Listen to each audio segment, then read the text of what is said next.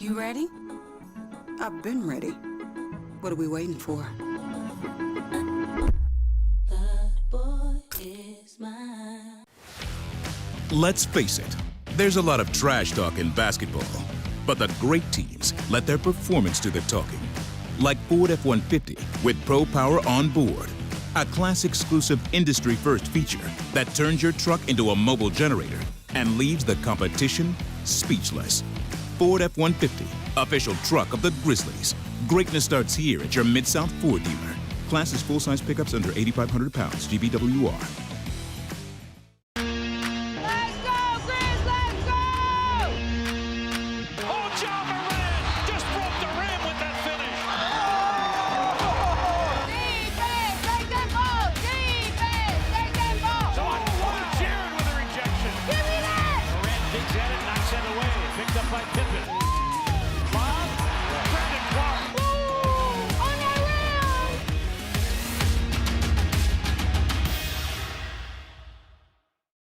Catch us if you can at Southland Casino Hotel and win your share of up to $1.8 million in free play and prizes. Join us for drawings every Saturday in May, June, and July.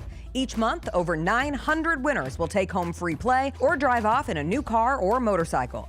Be there for all 6 grand finale drawings and try to catch us if you can, only at Southland Casino Hotel. Must be 21 up. Play responsibly. For help quitting, call 800-522-4700. Did you see the end of Ace's Storm? Let me play it out for you. Storm get the ball back, and it's Gabby Williams, and oh God, you'll never know. We'll never know. A hell of a way to say you lost. Lights are out, take the ball, go home, or don't take the ball because your season is over. Tune in to the Jessica Benson Show with CJ Hurt, live every weekday at 8 a.m. on YouTube at Grind City Media and the official Grind City Media app. Grizzlies fans know it's the team that gives you the edge. Big River Steel does too. And much like the Grizzlies have recruited legendary talent, we want you to be part of our team. Are you ready to be part of something legendary? Then visit www.bigriversteel.com. That's www.bigriversteel.com.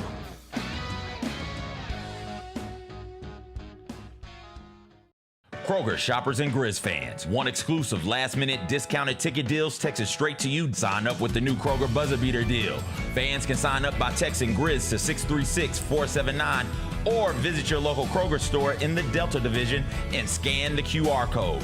By signing up, you agree to receive recurring automated promotional and personalized marketing text messages from the Memphis Grizzlies. Consent is not a condition of any purchase. Message frequency varies. Message and data rates may apply. Let's go, Grizz, let's go!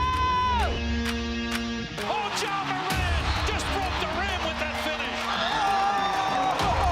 Defense, take that ball! Defense, take that ball! So Jared with a rejection. Give me that! Moran digs at it, knocks it away. Picked up by Pippen. Bob, Brandon Clark. Ooh, on that rim!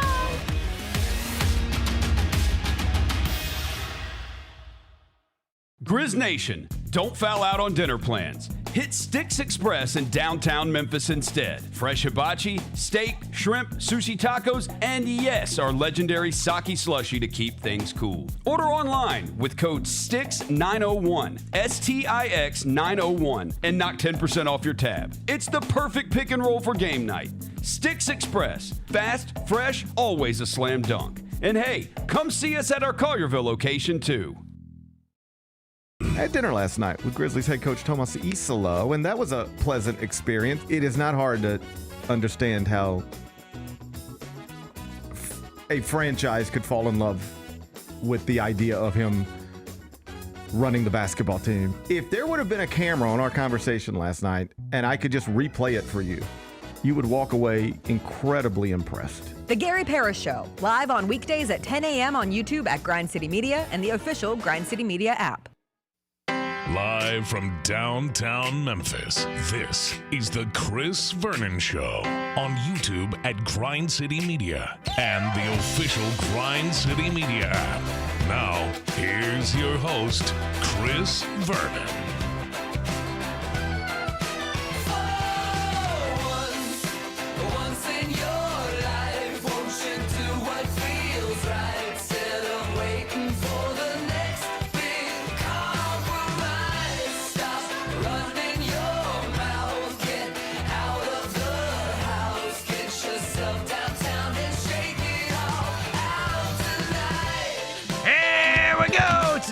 GrindCityMedia.com. It's Chris Vernon Show. Welcome. It is the Friday, October 3rd, 2025 edition of the show. Today on the show, Gary Parrish on the Gary Parrish Show will join us as he does on Fridays, and we have a ton of stuff to get to. We have a huge football weekend ahead. Though the games are not great, a lot will be decided. We will go through the slate that we have for both college and the NFL. In addition to that, Vinnie Verno is going to show up and give you 3 mortal locks, bloodbath massacres for the weekend ahead.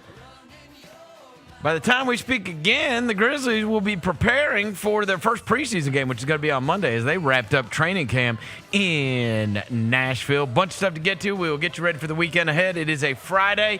It is beautiful outside. Smile. Let's do it. Turn it up.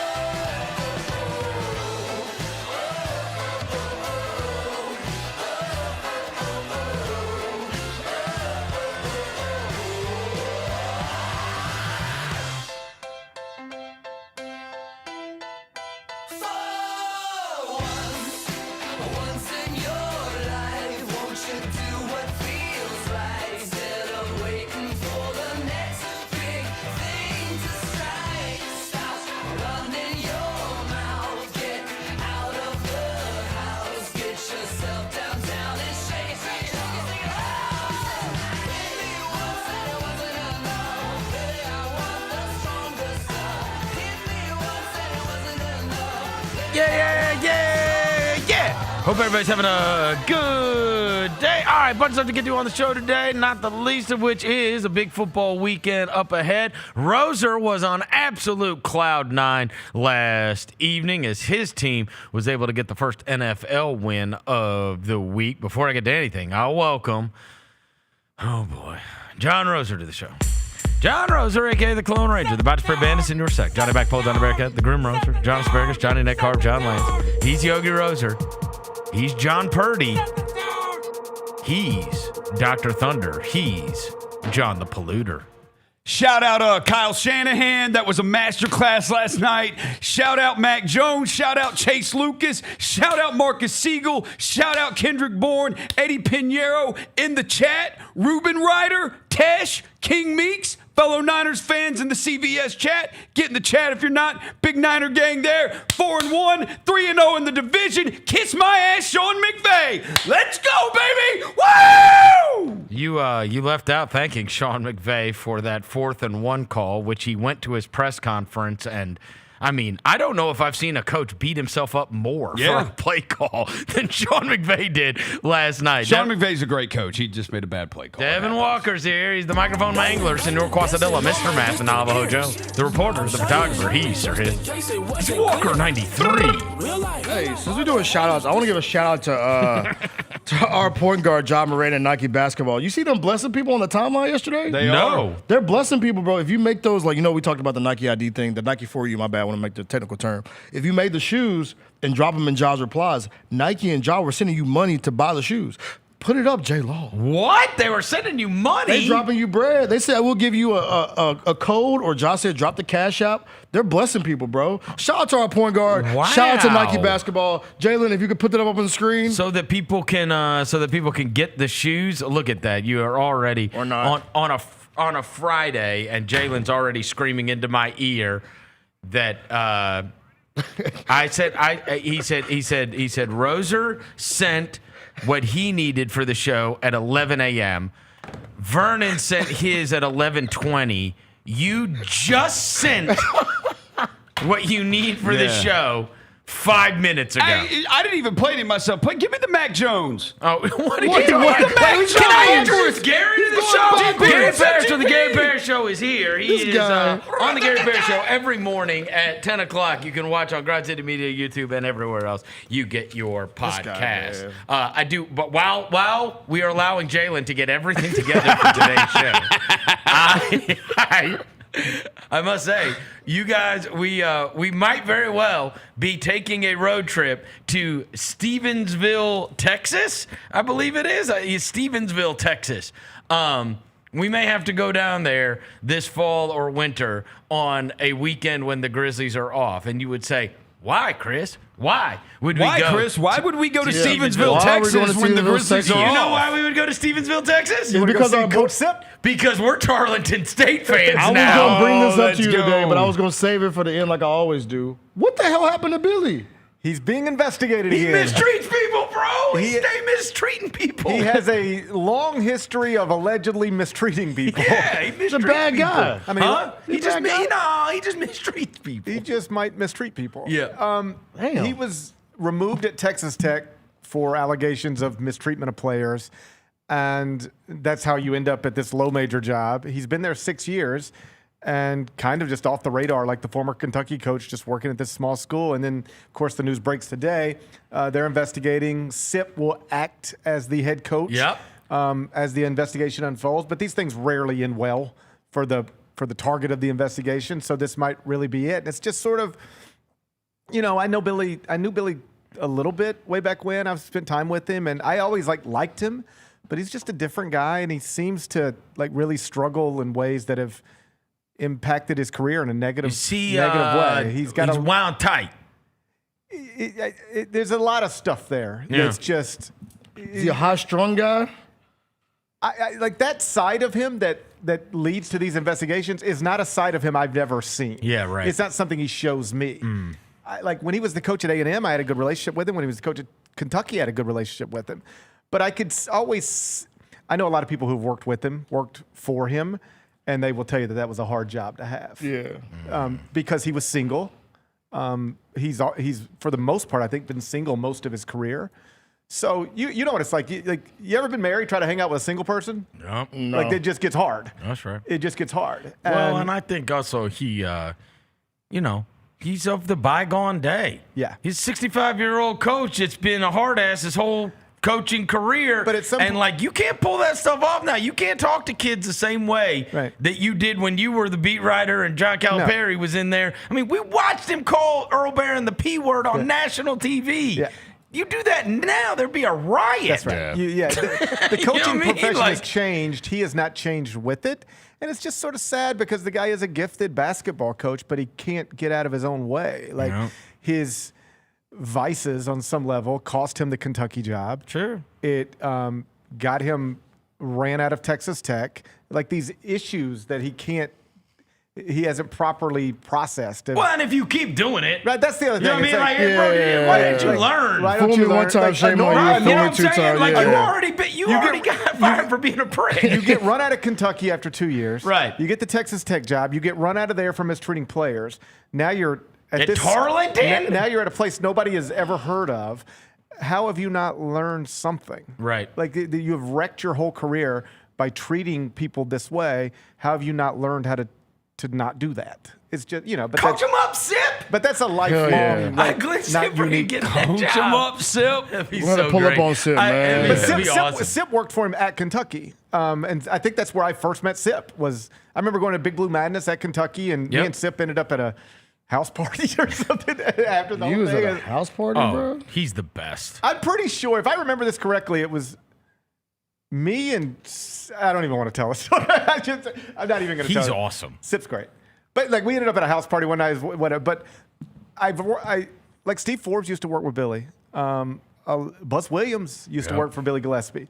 And one of the things I've heard, not necessarily from them, but just from people who worked for him, it was like very demanding, long hours, and it was a problem that he was single. Yeah. Because it would be like, hey, we're watching film tonight. Okay, but we're going to do it at my house. And we're going to get the bottle out. Yeah. And it's like... You know what it kind of reminds me of? Not on that level, but is that guy that was the guy that was the coach that, all these guys spawned from Todd Graham, Norvell, and all that crew. And, Todd Graham consistently was, under fire for being horrible. Right. And it's like these tyrants, though, do beget a bunch of they always have a bunch of cool guys that work underneath them. Well, it's very strange. He was very demanding. I've been told by one former assistant that the person's wife actually said, "You've got to find a different job. Oh, wow. You cannot keep working for this." Because I was told he would disguise playtime as work. So it'd be like, hey, we're watching film tonight at my house. Well, he's single. He just wants to hang out and drink all night with his friends. Of course. And the assistants are like, yo, I got kids I got to take to school in the morning. My wife's at home waiting for me right now. I'm not single. I don't need to be hanging out at your house all night. You got the Casamigos and the pouring shots. Yeah, it's just like... and especially when you're the coach at Tarleton. Yeah, it's just... and he's been bad, too. I'm looking at the record the last 4 years. He ain't even been that good at Tarleton. Yeah. They made the CIT last year. First round, bro. He's had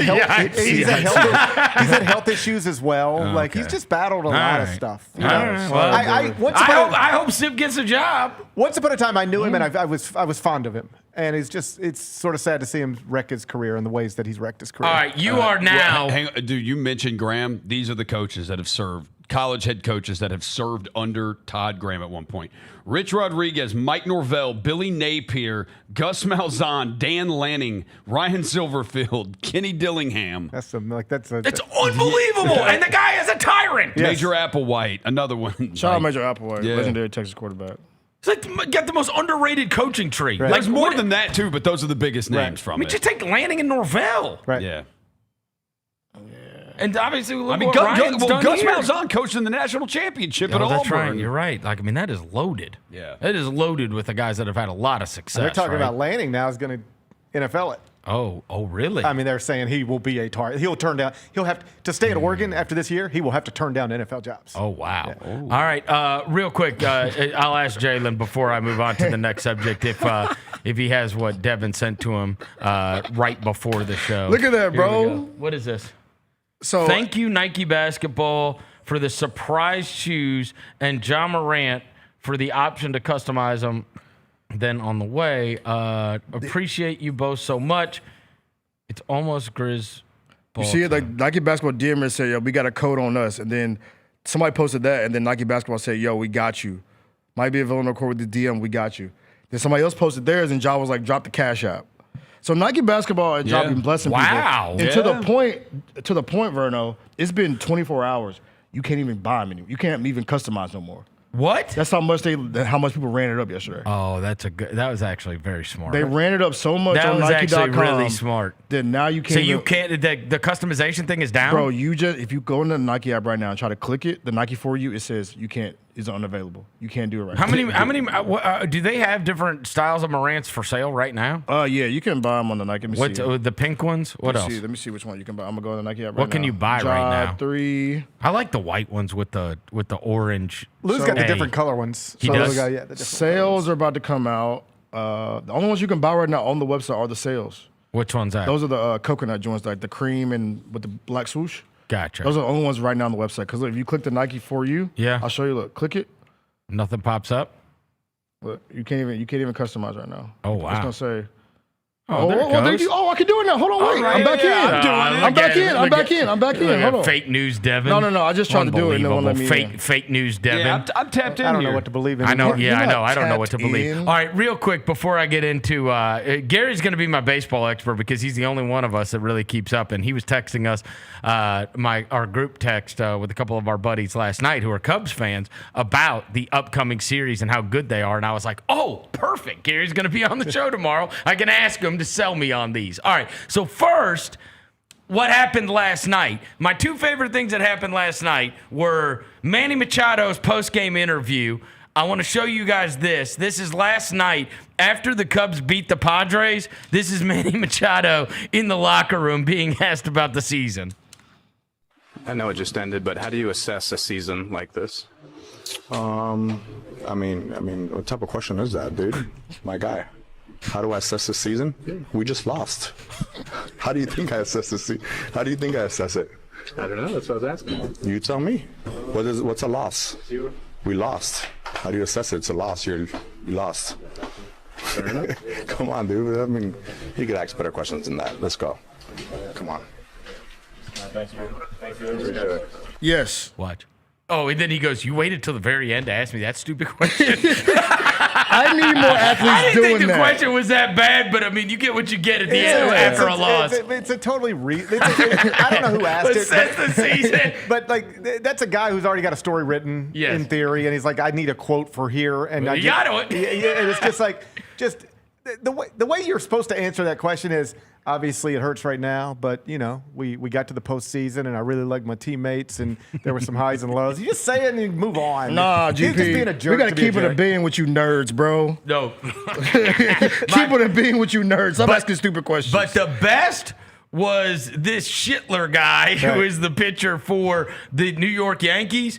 So he had 12 strikeouts, right? Rookie, right? And the most strikeouts in that kind of a spot since Josh Beckett. I mean, that's a throwback. Yeah, The Marlins Josh Beckett. So that's forever ago, right? Like early 2000s.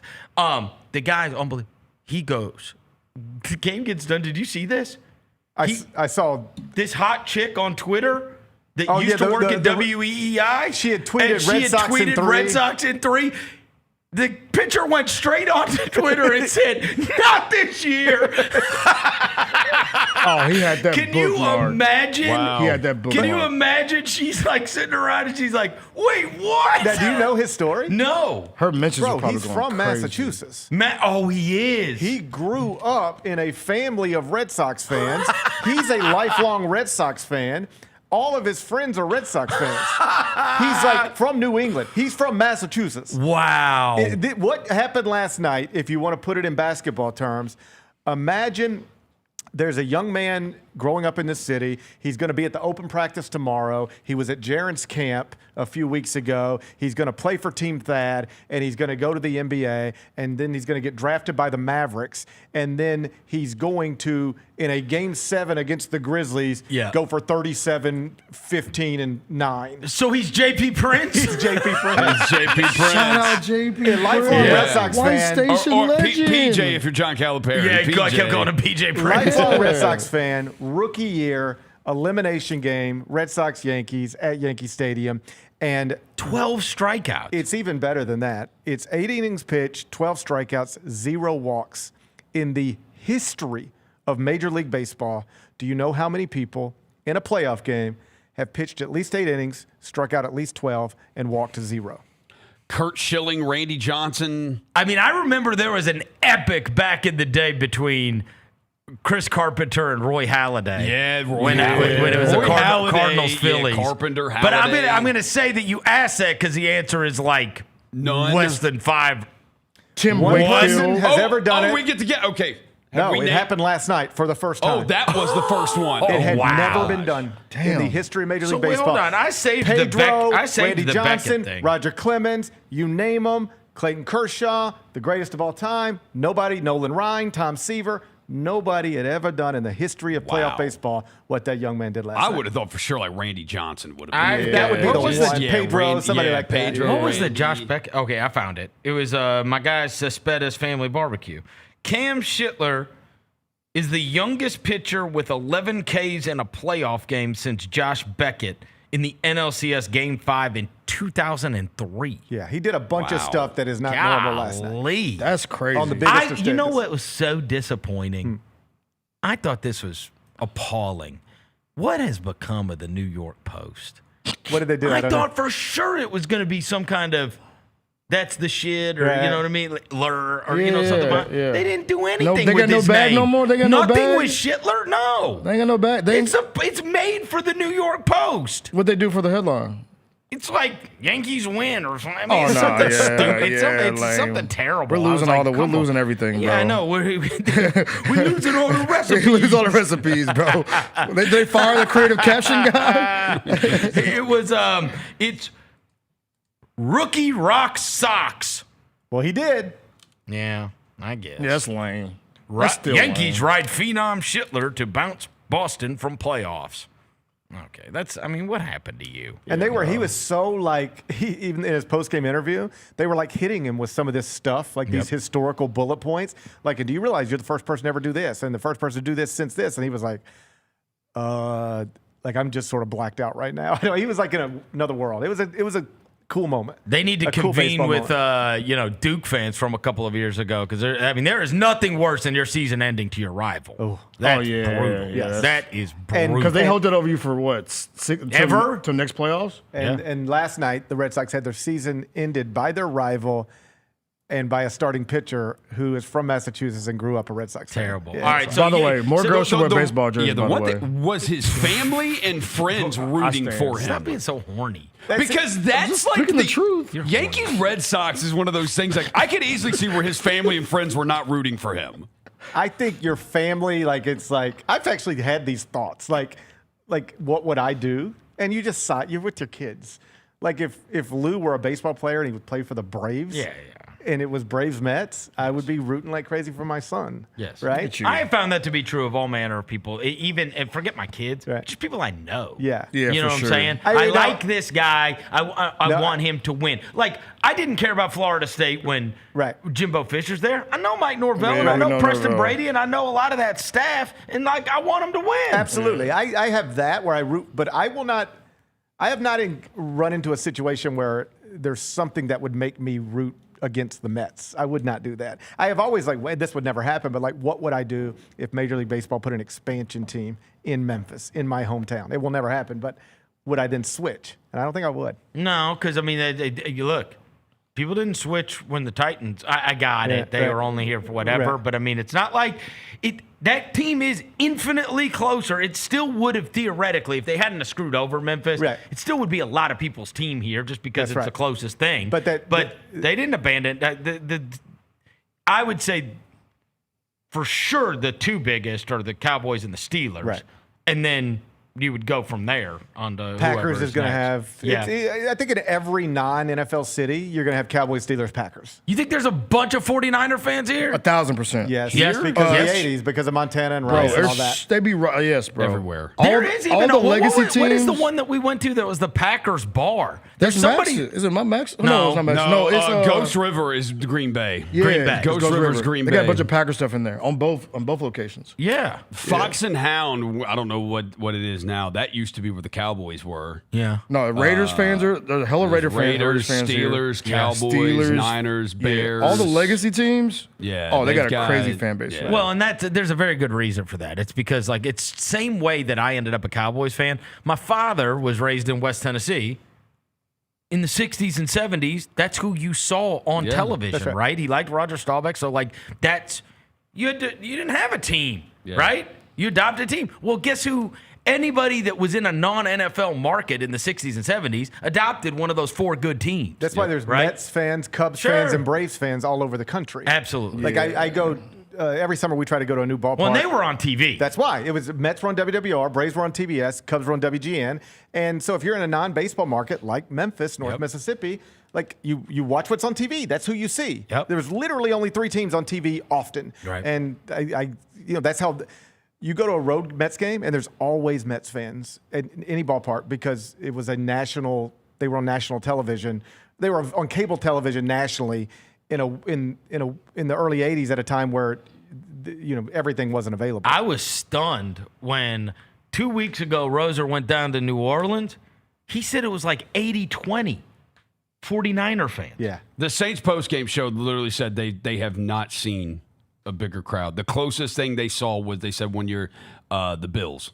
So that's unfathomable for it to be that much. That's crazy to me. But there are 49er fans all over the country in our age range for the exact same reason. There's Mets fans and whatever. Here's a goofy story for you. You know our friend Hunter Brown? Yeah. So he's a big Ole Miss guy. Okay, right? but he's a Mets fan too, largely for the same reasons I am. Like they were on TV and we were growing up at the same time.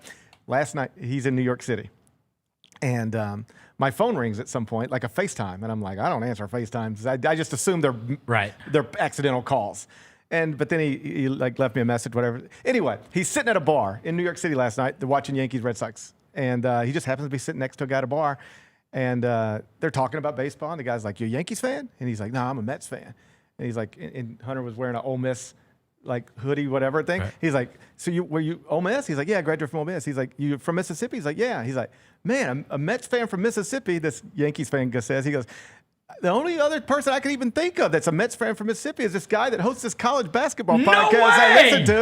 Okay, that's crazy. Next thing I know, I'm on FaceTime with these guys. Oh, that is awesome. Okay, that's kind of hard. That's crazy. The guy's like, "The only other Mets fan I know from from Mississippi is this guy And named Gary it Parrish." happened to be somebody that knew you. Hunter's like, "That's my guy. Let's call him." That's kind of hard. That's great. Were you laying in bed when you answered the call? I was sitting. The only other guy I know from Mississippi that's a Mets fan is this guy with a college basketball podcast. Hunter was like, "I know." Like, here's the thing: Hunter probably has no idea about the college basketball podcast. He's just like, "Yeah, I don't listen to the podcast, but I know the guy." And so I'm on FaceTime. Yeah, I was just sitting there watching Yankees. I was just sitting in like my recliner watching Yankees Red Sox. So I was like, "All right, I'll FaceTime." All right, so last night on our group text, you were saying these playoffs are going to be awesome. Yeah. So now you got to tell me why. Why? All right, we'll just go one by one. Okay. Cubs, Brewers. Okay, divisional rivals, regional rivals. You know, they're right up the interstate from each other. Yeah. Like these fan bases don't like each other, Okay. and the Cubs are a big national brand. They are a big national brand, right? So anything the Cubs are involved in is going to be a big deal. It's going to be a big deal, and Yes. you put them against a rival, that's going to be good. Yankees, Blue Jays, very similar. It's the Yankees. It's Aaron Judge, big brand. So a lot of this is just, boy, we got great markets in this. Yes. Well, Cubs. on Yankees. the Cubs, because I saw the end of that game yesterday. That close or the pitcher who started just hitting batters. Yes. Is that like a problem or was that? I think that was just a moment in the moment. He and just got, but he hit two. Like that thing got real dicey. They like hit he like drilled the dude in the knee, and then the other one like bounced like 5 feet in front of the plate. A place and where hit it's like, him. all right, we're going to the ninth. We're up multiple runs. Like, this is it. We got this. And it's like got real. Like, what in the? Yes. You about to let this slip away? Jackson Merrill hit a home run to lead off the inning, and then Then they our guys were going crazy over Dansby Swanson. Yeah. So Dansby Swanson. That's the guy. He was making plays, huh? Yeah, so he's great, obviously. And then did you see the controversial call, like the strike 3 call? Yes, that catcher brought he got, but that missed bad. It missed bad, and that's why they're going to have like Get AI. the robot! That's why they're going to have AI. And then the robots, ups had to walk through like right by the Padres dugout to get to their locker room, and they looked like it was about to be a fight. It was bad. So Cubs are in, that's great. Yankees are in, that's great. And then we got Dodgers. I mean, it's as big as it gets. Dodgers, Phillies. I mean, that's Shohei on one side, Kyle Schwarber on the other. Like, you don't even have to be a baseball fan to know Dodgers, Phillies, Shohei, Schwarber. I don't think. Now here's hardcore. Like Ron. Tigers, Mariners. Except the Cal Raleigh thing. The Cal Raleigh Yeah. thing. Is it the underdog story type thing? No, but Cal Raleigh's Like the big dumper who had 60-something home runs. Like 60 homers, and, you know, he's become... He's a thing. He's a thing. Yep. He's a thing. And so... And Julio Rodriguez was a thing for a long time. That's right. And the Tigers are kind of a... You know, they were best record in baseball for a while this season and all that kind of stuff. And so Just that's a catcher that hits 60 home runs is from both sides of the outrageous. plate. I mean, a catcher hitting 60. Remember, it was like a month ago. I put it on 10 things that he broke Javi Lopez's record. Javi Lopez's record was like 42 or 44. I think the guy hit 60. It's the most home runs ever by a switch hitter. I believe that's right. It broke, what's his name? Mickey Mantle. Yeah. And he's like the only American League player to ever hit this many other than a Yankee. Yep. Every other person who ever's done it has been a Yankee, has happened in a Yankee uniform. So, like, yeah, he's a thing now. Is he the MVP?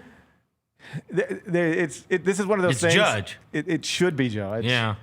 But they're tired of giving it to him. Give it to the bumpers, like the Jokic. Oh, the Jokic It's the thing. Jokic thing. Yeah. The voter It'll be fatigue. one of those. They'll give it to Cal Raleigh. Yeah. You think? I don't know. I know there's a push for it. Give me your prediction. How many have won 3 straight Baseball guy. MVPs? I think it should be Aaron Judge. I think it might be Cal Raleigh. The best argument I've heard from Cal Raleigh, because you can't just do a stats argument. I don't know, but there's a lot of nerds. So I mean, are we doing war? Well, that's what they're saying. Whose war is better? Well, that's the argument. Like a catch, like the importance of playing that position, of calling a game, of the physical toll it takes on you, and still being able to perform at the plate at this level.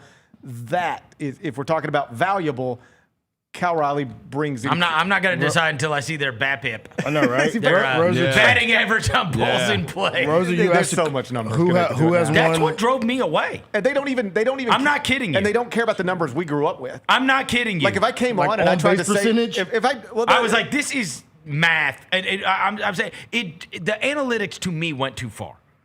Yeah, it went too far. Even with the way the game is played. I looked the other day. Remember I was talking about Yu Darvish? Yu Darvish pitched 1 inning. Right. It's 17 pitchers that pitched yesterday for the freaking Padres. They gave up 3 runs, but they played like 8 pitchers. I do not. 1 inning each. I don't like what analytics has done to pitching. I don't like it. Because you like a left-hand guy versus a right-hand guy versus a left-hand guy versus a It's just not sidearm guy not versus to oversimplify, the overhand but guy. basically kids from this age are being taught throw as hard as you can, spin it as much as you can. Yeah.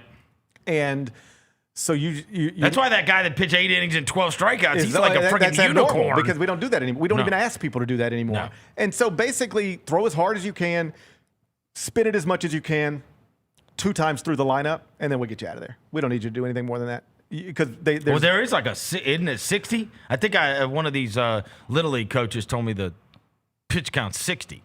On a kid, and you can't go back-to-back days, and it's like yeah, they're trying to protect kids' arms. We haven't quite got there yet. Yeah, but they're trying to protect their arms. But at the big league level, they want you throwing hard as you can, and they don't really want you to go through the lineup a third time.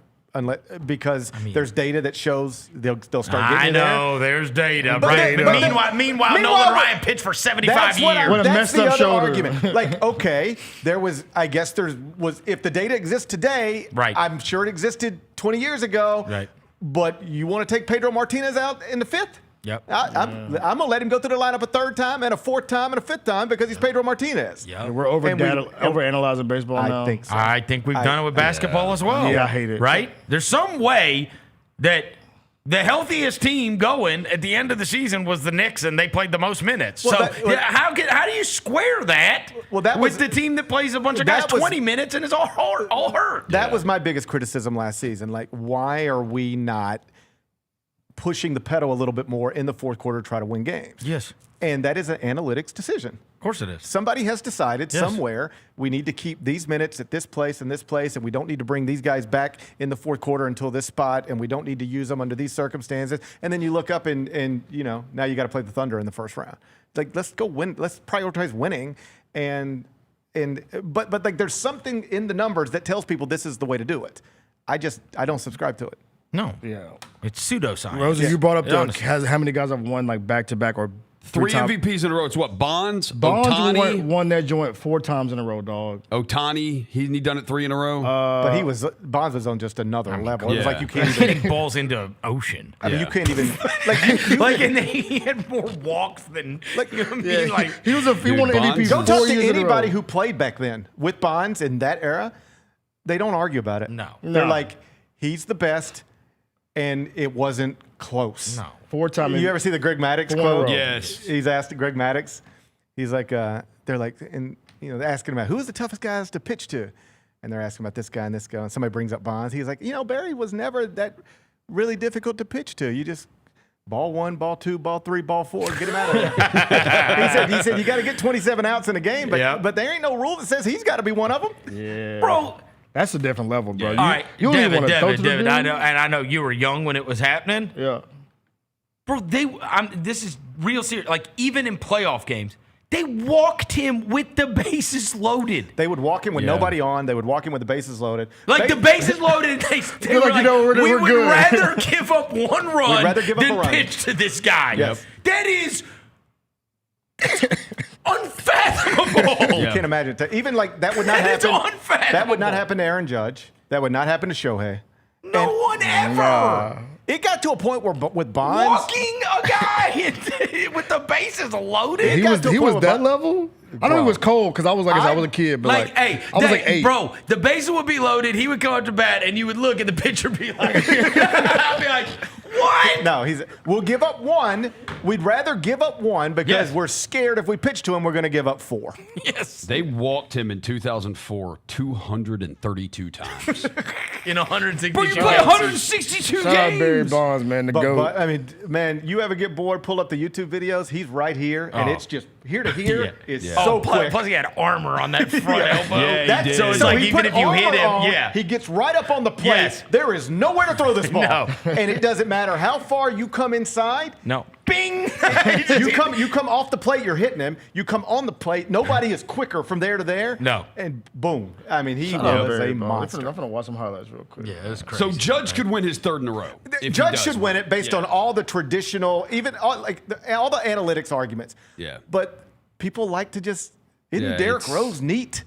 Let's give it to Derrick Rose. Rather than That's LeBron. what happened. Yeah. LeBron James was the best player in the NBA that year, and but Derrick Rose had a great season and was on the 1 seed, and so Let's give it to him. Even these last two times where we've given it to Embiid and SGA. Right. It's like If Jokic you is the best wanted player. to make the like, argument for Jokic, he's like, you can go back and look. In fact, I haven't done this in a while, but there was all time. Hold on, let me look at this up because I did it during the season, and I don't think I ever looked at it at the very end of. I never looked at it at the very end of the season.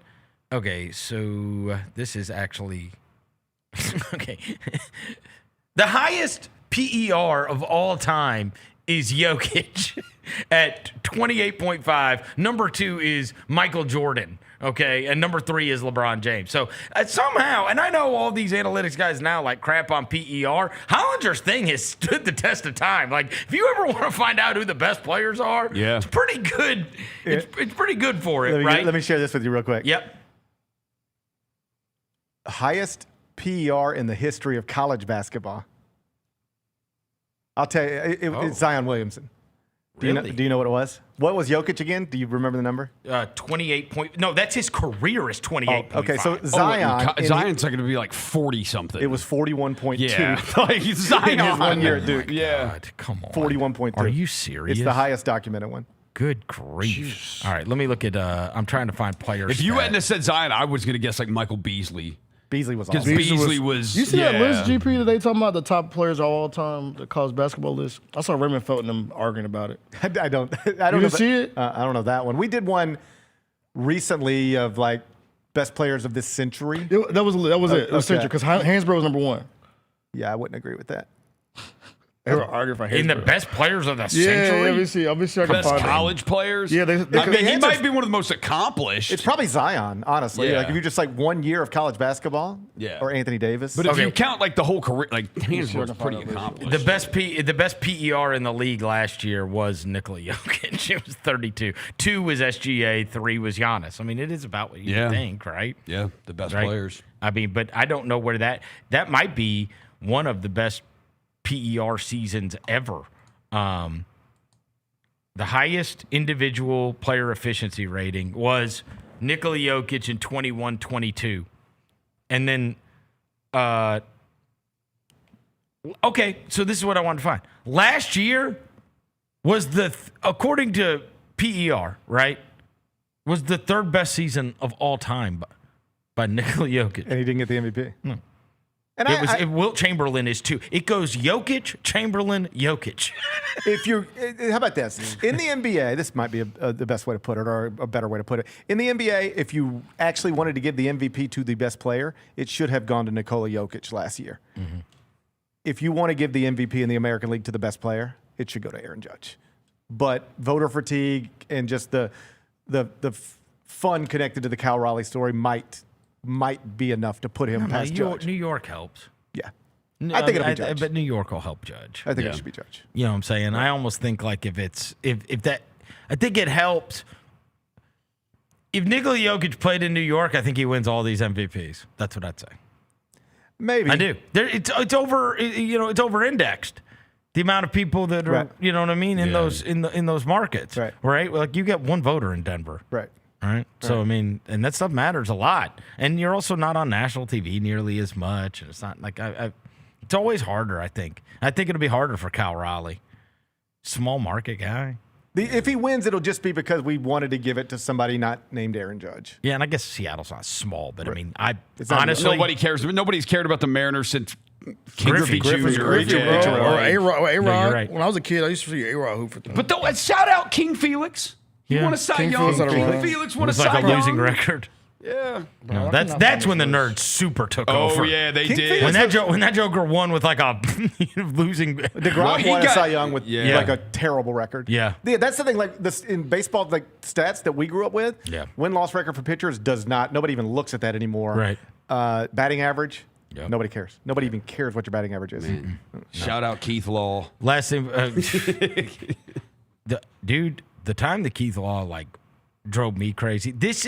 Honestly, this is one of the times that I broke where I was like, I can't take this anymore. Because I was I subscribed to Joe Sheehan's letter. Yeah. I read Keith Law all the time, all that stuff.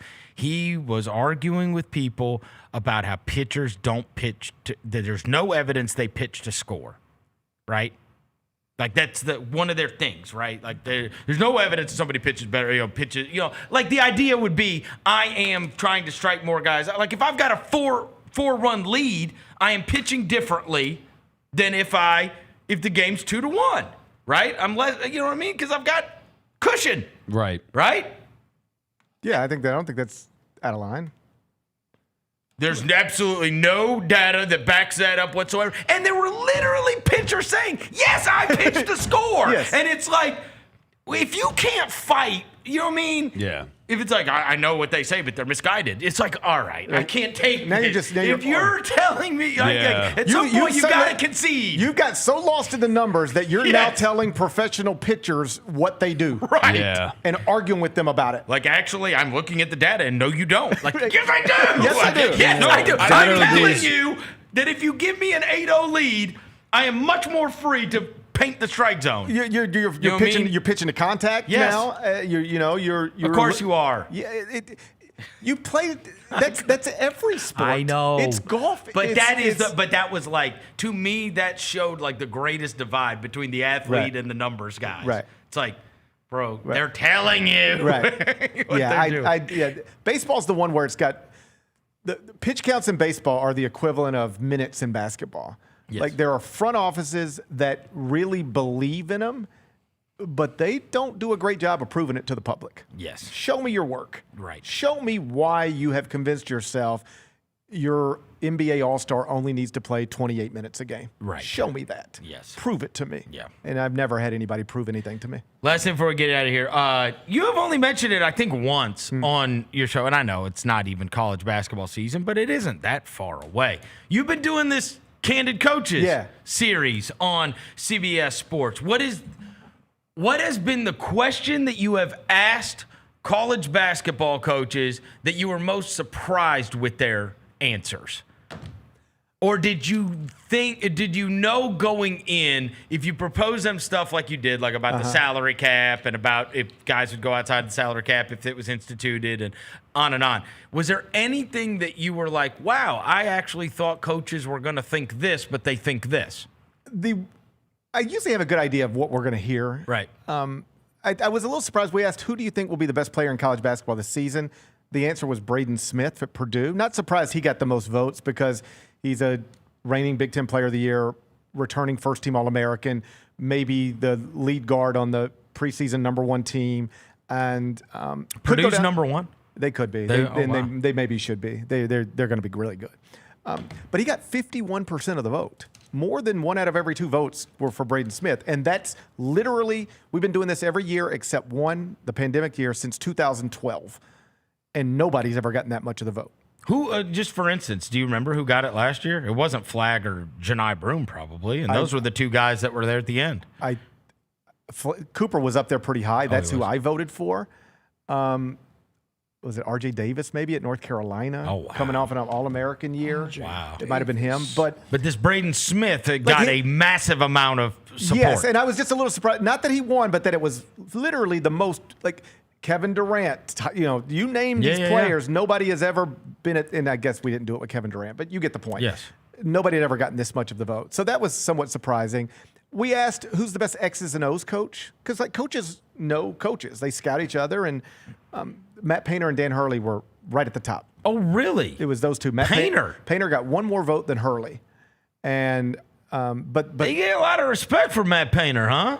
I think Matt Painter probably gets a lot more respect within the college basketball world than he does amongst the general public. This is going to be a Candid Coaches series Matt Painter's going to want to keep forever. Really? Because we ask 8 questions.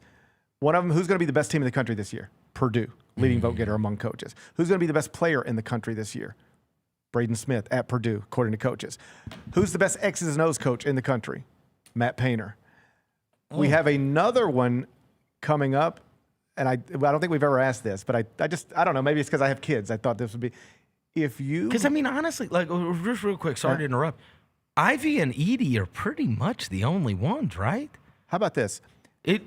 To my Purdue players?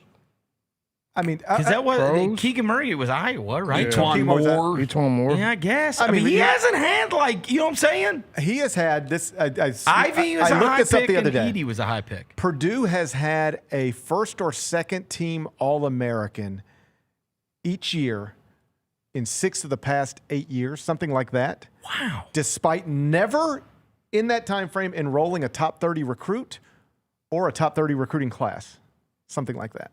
Wow. It's, All right, back to Painter. Okay, yeah. So we asked. Here's the question: if you had a son and he was getting ready to go play college basketball somewhere, and you could pick, what coach would you want your son spending 4 years with? And I haven't added up all the votes yet, but I think Matt Painter's probably going to win that one too. I probably wouldn't do Matt Painter. He's just immensely. I probably wouldn't do him. He won't make it to the league. But continue. My bad. He's immensely popular with his Jaden peers. Ivey is.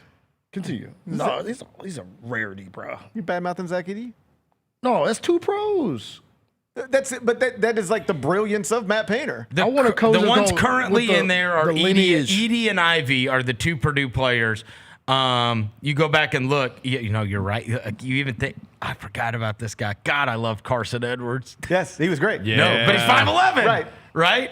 He's 5'11". He was there. Who else was there? Obviously, Brian Cardinal back in the day. Robbie Hummel, he went there. Yeah, Robbie Hummel. So brilliant basketball coach. That's evidence in the X's and O's stuff. Yep. And then immensely respected by his peers because they're like literally telling us, I would want my son to be around Matt Painter for 4 years. Oh, Caleb Swanigan. Caleb Swanigan was like all Big Ten, all everything. Then he crashed out, huh? Yeah. He's taking up where Tony Bennett left Is he off. dead? Yeah, rest in peace. He did die like 2 years ago, didn't he? Yeah. I think so. How? You remember this? It was a whole big deal. I don't remember. I think it was Caleb like it was health Swanigan died. issues. I think he got real heavy. Oh no! 25 years old, bro. He died, bro. 25? Died of natural causes, allegedly. I think he got real heavy and encountered some health Goodness sake! issues. for Battled that. demons. Yeah, they say demon related to diabetes. Wow. Matt Painter sounds like Tony Bennett. Not great recruiting I don't want classes, gets these dudes, develops them, and turns them into I don't want my kid playing for him either. Yes, you would. Trying to get to the league, dog. And then one Candid Coaches question we asked was the one you mentioned, like, hey, there's now what amounts to a salary cap in college basketball. Do you trust your competitors are going to recruit within the rules? It was 80-something% no. 89% said no. It's like everybody's cheating. And the only yes votes we got, they all came from low major and mid major coaches except for one. So the explanation, they're so naive. At the low major, mid major, they're either naive or some coaches said, "Yeah, I think we'll follow the rules because like ain't nobody giving me money to go out and buy a player." But one high major coach said, "Yeah, I think we'll follow the rules." But even that coach said, and what I mean to be clear is like I think most of us will. I certainly don't think 80% of us will. And every other coach was like, "Get the hell out of here!" Of course, nobody's following the rules. One coach actually said, "I don't think my competitors are going to follow the rules." And I was trying to get like a quote out of it, and I was like, "Tell me why?" He said, "Because I know I'm not." The coach said, "You know what league I work in? It's one of the power conferences." He said, "If I try to recruit within these recruiting rules that they're telling us we have to follow, I will get killed in my league because nobody else is going to do it." Dude, the question was, if there was a salary cap, would you follow it? The answer is no. And 80-something% said no. They don't. Like it was framed. If there was a salary cap, like so theoretically, That is definitely the SEC you're talking about. No. But theoretically, that would put everybody on the same playing field. There is a cap. Here's how much you're allowed to spend. But see, that's the problem. Is that this is the problem that was easy to spot before all this stuff even went into effect. If you had a salary cap that was consistent across the board, like in the NBA, except for the Clippers, everybody's supposed to play by a certain number, right? The Grizzlies and the Lakers have the same number. Right. If that were the case and you had real punishment, so here's the salary cap, and if you get caught breaking it, circumventing it, everybody gets fired. We'll take your program away for a year. Make the punishment severe so that people are scared to do it. That's how it can work. As it is, the salary caps aren't even the same. What Kansas can spend is going to be different than what Kansas State can spend because there's no way to have a uniform. There is a way, but it's just not the way they did it. Yeah. And there also would not want. I honestly hate to say this because I'm a Memphis fan. Right. I wouldn't want it. I wouldn't want it where everybody gets the same amount to spend. I don't want the evening out. I like blue bloods. I don't want UTSA to get the same amount as those. Where you could give as much NIL money as you wanted, and it just comes down to, hey, can you get FedEx to throw some money? Right. And then let's go get some players. I like that. Then everybody's just fighting for what they can get. Big bang, take and little the bang. order sort of takes shape as you would think it was. Duke's at the top, Carolina's at the top. I'm fine with that. This is goofy. So just to make sure everybody understands, the salary cap is $20.5 million for your entire athletic department. Come on. So at a place like Clemson or Alabama, Did you hear what's his name? Lane Kiffin this weekend after they did not rush the field. Right. I didn't know this. They never rushed the field at Ole Miss. That's cap. They rushed the field last year. Jessica was there. Oh, that's right. Kelsey went. Just right? 2 years ago when they beat LSU, they rushed the field. Cap. That's cap. Okay, well, maybe they don't anymore or something because of the fine. Yeah, and they were might saying not it was because of that. $500,000 that you get fined. And Lane Kiffin quipped at his press conference this week. He goes, "That's half of one of their corners." He is the best, man. Half of one. He said it's half of one of LSU's corners for the fine. Petty King, Lane Kiffin, man. All right, so so think $20.5 million. My ass. So at like Clemson, Alabama, Yep. schools like that, they're giving roughly 75% to football. Yep. At St. John's, so St. John's athletic department can also spend $20.5 million. They have no football team. Oh yeah. So Rick Pitino, in theory, has $20.5 million to spend. So how did Duke get that $6 million quarterback? Okay. So right? Here's where you're going to run into a situation. Transfer portal is going to open in March. Number one point guard in the portal is going to be available. Mm-hmm. If you're playing by the rules, John Calipari at Arkansas probably only has about $4 or $5 million, $6 million. Wait, so they're total. saying this is a thing now? Oh yeah, it's a thing right now. But nobody cares. The coaches are just like, here, whatever. It's not that nobody cares. It's that nobody thinks anybody else is following the rules. So they're all saying, I don't believe anybody's going to follow these rules, so I'm not going to follow these rules. And who's keeping up with it? That's the other thing. Where are the cops? This is exactly what the Arkansas AD was talking about last month. He was like, everybody's driving 65 and a 55, and there's no cops on the road. So that's where we're at. So maybe we need to drive 65 too. You had a sitting athletic director saying everybody's cheating. We might need to start cheating too because there's no cops out. So it's a bad place to be. I never understood how anybody thought. And now it makes a lot more sense why all of your coaches would respond that way. Yes. And then if you do get pulled over, like the NCAA comes, then you just go to court and contest it and you win. Yeah. Think about it. My bad, big bro. Think about every My bad, coach big bro. who has gotten in trouble for cheating over the past 15, 20 years. All right? Any coach who's ever had to vacate, John Calipari, doing okay. Rick Pitino, doing okay. Will Wade, is doing okay. Sean Miller, he's doing okay. They're all fine. They're all they've all either got the same jobs they had or better jobs they had. Bill Self, lifetime contract. Everybody, the reward, here's what coaches think. If I don't cheat, I can't win. So I'm going to get fired for losing. And if I do cheat, it's the only chance I got.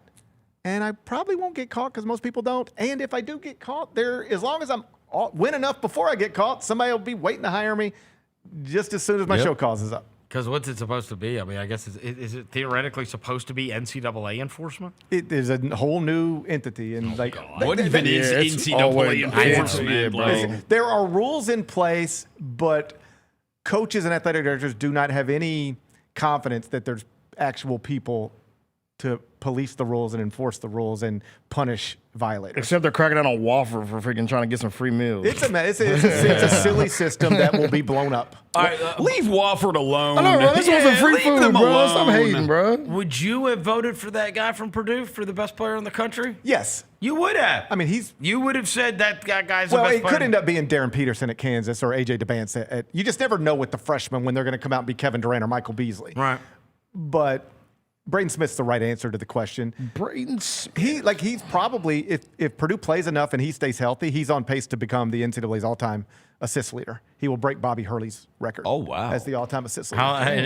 Has he played 7 years? Or no, he's actually going to do it in a reasonable amount of time? He will do it in 4 years. Hey, 22 years old, bro. He'll do it in 4 years. Yeah, so he's the right answer to the question. Braden Smith's the best player in college basketball. What it says right now, I just pulled this up. It said 4 players. It says 4 players in the race for the number 1 pick. in next year's draft, which you never know if the Suns are nearly what we expect them to be. 4. We might have the number 1 pick. All I had ever heard about regarding, because I don't follow it that closely, about prospects this year, the Boozer kid. Yeah. And there's 3. And DeBansta. And then like 2 months ago is when I started hearing about this Peterson kid at Kansas, who's this amazing. is what it says. It says league executives saying the top 5 has historic star power. Darren Peterson, A.J. DeBansta, and Boozer, Cameron Boozer, and Nate Ament. Yeah. In Tennessee? That's a Tennessee kid. Yeah. Is he good? Potential. But most people put him a slot below the They other list 3. him in the potential franchise changing. Go Vols. That's unbelievable. Yeah. Huh? But those first 3 are the ones that are widely viewed as they should go 1, 2, 3 in the draft in some order. And any of them could be the best player in the country. Yeah, the mock draft right here has got Darren Peterson, Kansas, A.J. DeBansta, BYU, Cameron Boozer, Duke, Nate Ament, Tennessee, and then the next one is Mikael Brown Jr. from Louisville. I told Matt Norlander on the Island College Basketball Podcast, I said, if you give me Braden Smith, A.J. DeBansta, Darren Peterson, and Cam Boozer, you can have the field. One of those will be your Wooden Award winner. One of those will be your National Player of the Year. Oh, really? It'll be Braden Smith or one of the freshmen. Wow. Okay. Interesting. You don't think it could be my guy Yaxel? He's got votes. He Big got Yax. votes. He got votes. Yaxel? But I just can't believe the guy who wasn't even the best player in the American Conference last year is going to be the best player in the country this year. reminds me of That's a Janai Broom, fair low-key. take. Hey, Take. the highest returning college basketball player on this list is Jaden Quintons. Jaden, yeah, just transferred to Kentucky, went to Arizona Yeah. State. He's special prospect. Bro, it says he's 17 still. How the hell is he a sophomore? That's why he wasn't in the draft. He's too young to be. He's 17 as a sophomore. You ain't get He said he's 17. He was the interesting deal. Like Arizona. Jaden Quintons. Jaden Quaintance. Arizona State signed him to a big NIL deal, and it was like he's going to have to do 2 years of college or 2 years of something because he's too young. Kind of like Amani Bates when he got here. He was too young. He was always going to have to do 2 years of something. And so now he's at Kentucky, coming off an injury, but special talent. Bro, he looks like he's 45, bro. He's 17. You see a photo of him? Look at the photo of him. Look. If you look at because even that Mikael Brown, the one that I told you, Louisville, he's a freshman. You go down the list. The only returning players like on the draft list that I'm looking at right here are that kid, that 17 that transferred to Kentucky, and then you go all the way down to Yaxel, who's a super senior. Other than that, like none of these guys that are coming back to school, this freshman class is evidently loaded. By the way. And then there's a couple of like overseas. There's a overseas Dash Daniels, which what a He hooped this great morning. name. I saw Dyson Daniels. He played well this morning against the Pelicans. There were a couple. I think it was like Keith Smith his freshman and class Sam is Vecini loaded, tweeting huh? about him. And Peterson is like, DeBansta is the one I'm most familiar with, and he's unbelievable. But there are people who prefer Peterson to DeBansta. And like he's starting to get Kobe comps. Well, and everybody's been talking about Boozer forever. Yeah. Oh yeah, Kobe comp. That getting Kobe Peterson comps. kid. Yeah. Kobe what? Yeah. No. Kobe? Who? Yes. Yeah. Yes. Bean? The Kobe Yes. Bean. Bro, you ain't get, man. Kobe. Stop, bro. That's what. Every once in a while. Every Look once at in this. a while. You said this dude was 17, bro. Heck no, GP. What do you think about? You like his hair? He definitely drive to the bro. Come on, bro. Yeah, his hair looks disgusting. You don't like it? That shit looks. That's disgusting, crazy. bro. Your hair that's matted, bro. That's disgusting, bro. Do something with your hair. What's his name? Jayden. Acquaintance. Do something with your hair, dog. Have you ever watched the Best of Eddie Murphy, the SNL? There's There's a skit on there where he goes into like this old white bingo hall and he's in a reggae band and he plays a song called "Kill the White People." It's exactly what he looks like. I live in Ashanti. Kill the white people. Yeah, bro. And everybody starts walking out. Yeah, that It's an amazing skit. That ain't 18-year-old. That's not an 18-year-old, Great bro. skit. Yeah. By the way, there's somebody in the chat said Kobe White, not Kobe Bean Bryant. No. Well, I guess either or. You can't nobody know Kobe Bean, bro. I mean, if you watch the Darren Peterson highlights, you're like, good grief. He look I like remember Bean? when everybody said Imani Bates looked like Kevin Durant. Yeah, I'm so tired of people comparing him remember like to like. those. Dude, he's on the What G League team is he playing it's for not the now? Knicks. It's who is it? He's not on the Cavs anymore. No, he signed with the not the Nuggets. Who he signed with? He signed a two-way with somebody. Philly. The Sixers. Delaware, the Blue Coats. Yeah. He's on an Exhibit 10. Unbelievable. Yeah, bro. Hey, by the way, this list, I just want to ask you about this list real quick. Imani Bates in Delaware.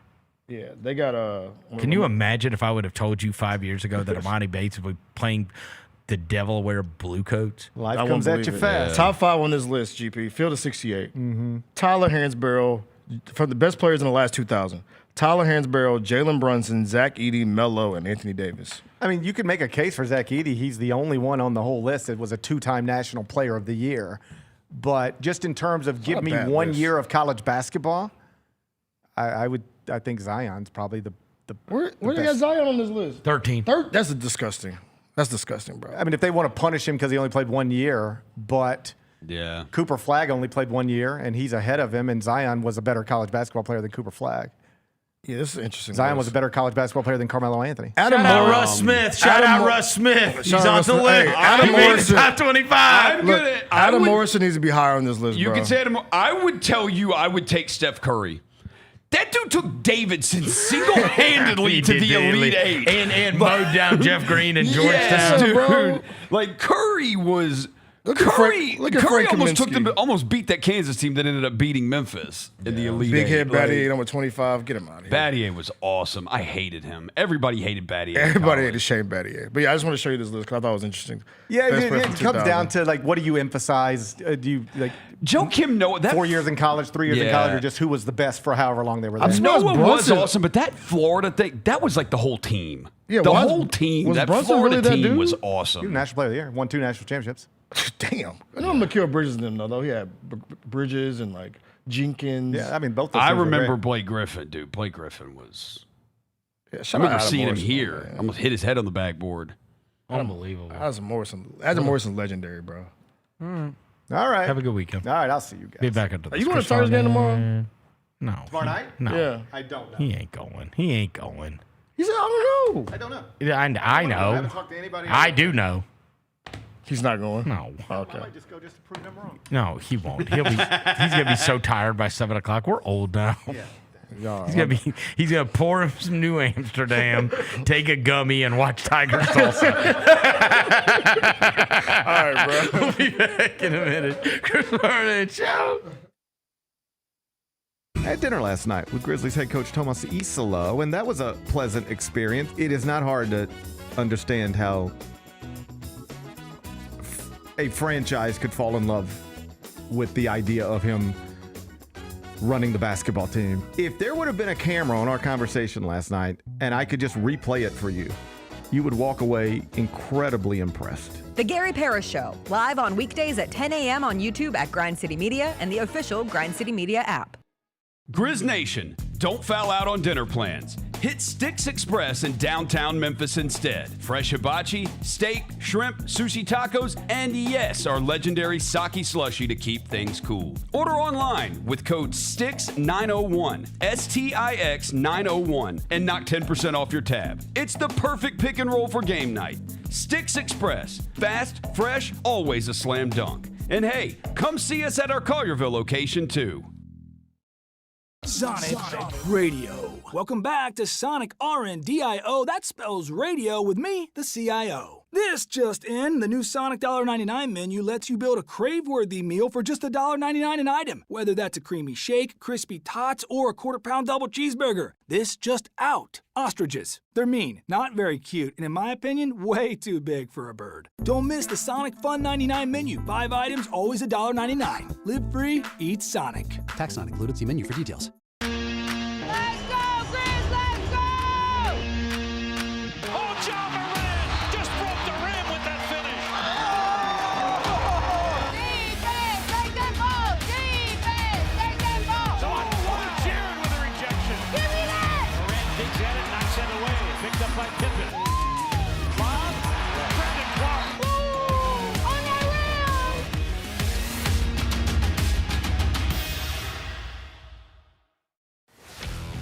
Let's face it, there's a lot of trash talk in basketball, but the great teams let their performance do the talking.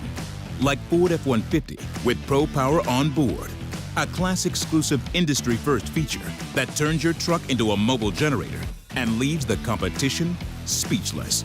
Ford F-150, official truck of the Grizzlies. Greatness starts here at your Mid-South Ford dealer.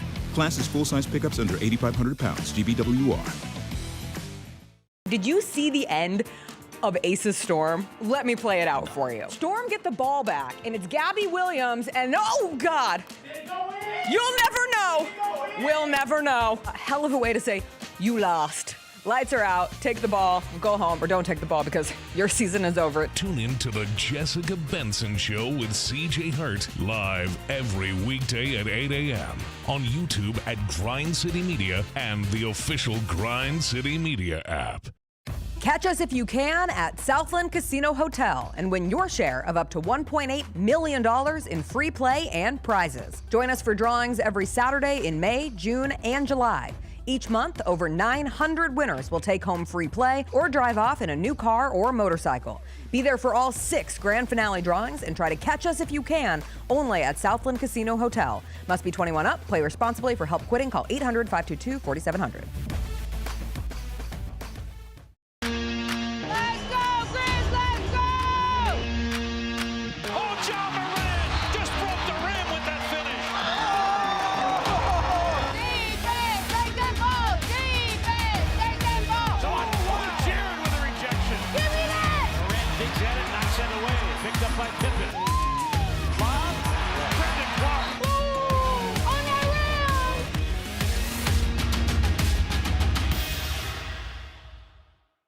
Kroger shoppers and Grizz fans want exclusive last-minute discounted ticket deals texted straight to you. Sign up with the new Kroger Buzzer Beater deal.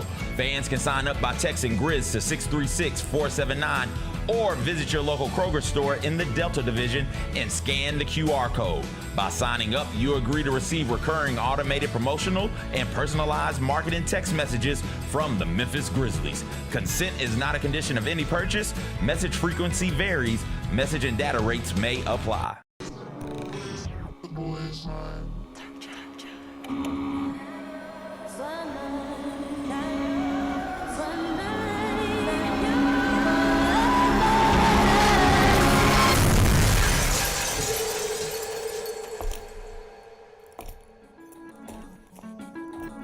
You ready?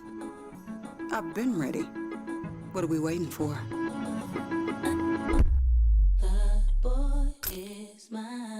Welcome back to the Chris Vernon Show on YouTube at Grind City Media and the official Grind City Media app. Now, back to your host, Chris On one morning Vernon. bright and clear, my old folks and I drew near, just a village down in sunny Tennessee.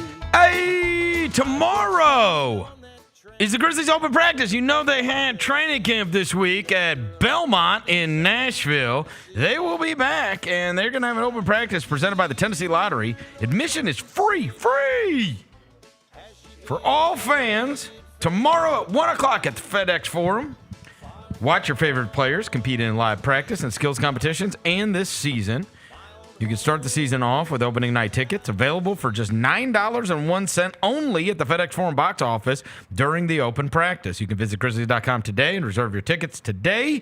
Tip off the hoop season with the Grizzlies. Tomorrow, 1 o'clock, open practice down at FedEx Forum. Usually the most viral clip and the most fun that comes out of the open practice is when they make the rookies dance. So I guess we'll have Cedric Coward. We'll see if Cedric Coward can dance tomorrow. Let's see. What do you think his bag is? Because I don't know. He's from L.A. I'm not sure if Cedric. I don't know. Maybe he'll crip walk. No, he probably gonna hit the jerk. He L.A. He probably gonna hit the jerk. I wouldn't be surprised if he hit the jerk or something. Maybe he can dance. Yeah. By the way, I got some. Speaking of rookies, let me hear it. Your boy, my boy, Cooper Flagg. Yay! Do you see the video? No.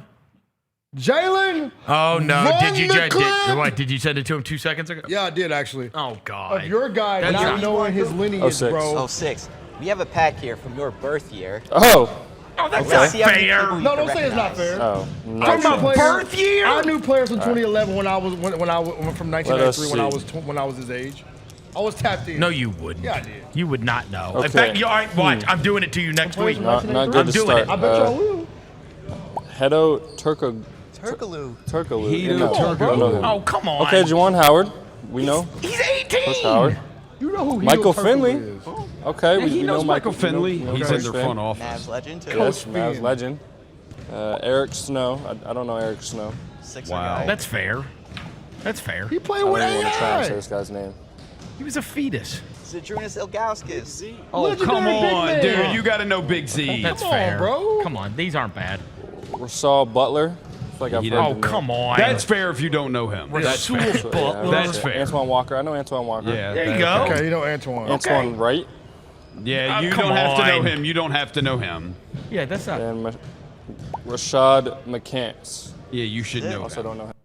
Yeah, that's I love hilarious. He that. doesn't 'Cause know that hurts Rashad his ego. McCants. That hurts his ego. Come on, you know who Rashad McCants is, bro. He Come was on. cold as hell in college. He was in college. It's literally his birth year. Yeah, You don't know- Chad, you you're don't- right. I may be Unc. Yeah. You should know these players. No, you Cooper shouldn't. Flagg.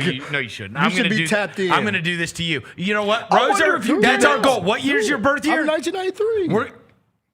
We will have a 1993 pack of cards Please here by do. next week. I'm tapped in, bro. When I was younger, bro, I knew all the older players. I get you a pack of 1993 cards by like 3 o'clock. They're under his bed. Got a plug. Dang, They're under his like, bed. You like the weed man with the cards. All right, hey, so we have not a great college football weekend, but did get a little bit better. So you remember when we were leading into the season, and I told you when we were doing media days, I said Tommy Castellanos, that guy saved media day because he was talking real greasy about Alabama. Remember? Yep. He's talking about. He said, and then he stood on it. He stood on business, Tommy Castellanos, and we said, all right, here's somebody that actually said something. Well, there I am scrolling through the news stories of the day, and I don't know how I missed this one. But we've got another one. Man, I'll tell you this. Back in the day, you didn't do this with Nick Saban in Alabama, but these guys talk spicy about Alabama now. This was the headline I ran across this morning. Okay, what we got? Diego Pavia, and I'm going to let you see this headline when I was scrolling through all the news this morning. He's talking about the game this weekend. Jaylon, you got it? Vanderbilt quarterback Diego Pavia on Bama game. If we play our game, it won't be close. Oh yeah, see Diego, you gonna have to talk down, bro. See, Can you believe? see, bro. See, That's spicy. This is how you see, bro.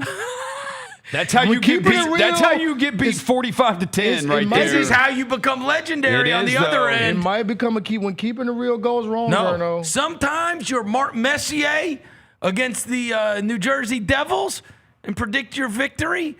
Sometimes you're Benny Agbayani, or whatever the guy's name was, who predicted victory for the New York Mets and then lost, right? Like, so the guarantee, it's not a guarantee, but he did say, and this is one you can get out of too.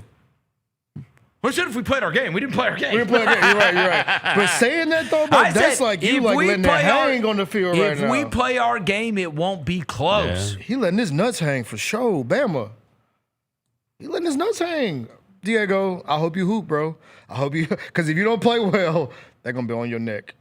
But I respect. I respect Diego Pavia. I love people that talk crazy. And it's on the road. Yeah, they're on the road. So he's going into the hostile environment, Diego Pavia. He already has the caption written out when he wins. Oh yeah.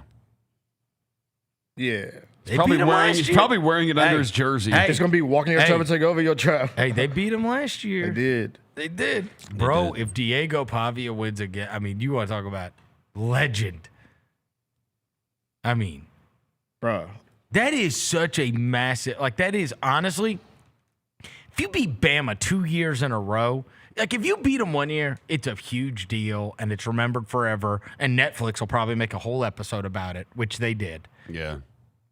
After all that, and you got Bama's attention, and then if you turned around and you beat them again, that is truly franchise altering. Like, that is Who's the last program altering victory if they beat Alabama. Who's the last quarterback to really beat Bama back to back quarterback? Beat them 2 times. I mean, it's been a while, huh? Like usually when you beat them once, they usually adjust to you and you win. They beat you the next time. For sure, because I mean, like, the other best team in the SEC has been Georgia, and Bama never lost to them. Yeah, you know, what did they say? Like, it was funny when they asked Kirby Smart about being like 1-7 or whatever he was against Alabama, and then he was like, I'm paraphrasing, but it's basically, in fairness, what's everybody else's record? like, you know what I mean? I got it, right? But like, what's everybody like? You're never gonna believe this, but nobody has a good record against them. For real. Gus Malzahn might actually have the best.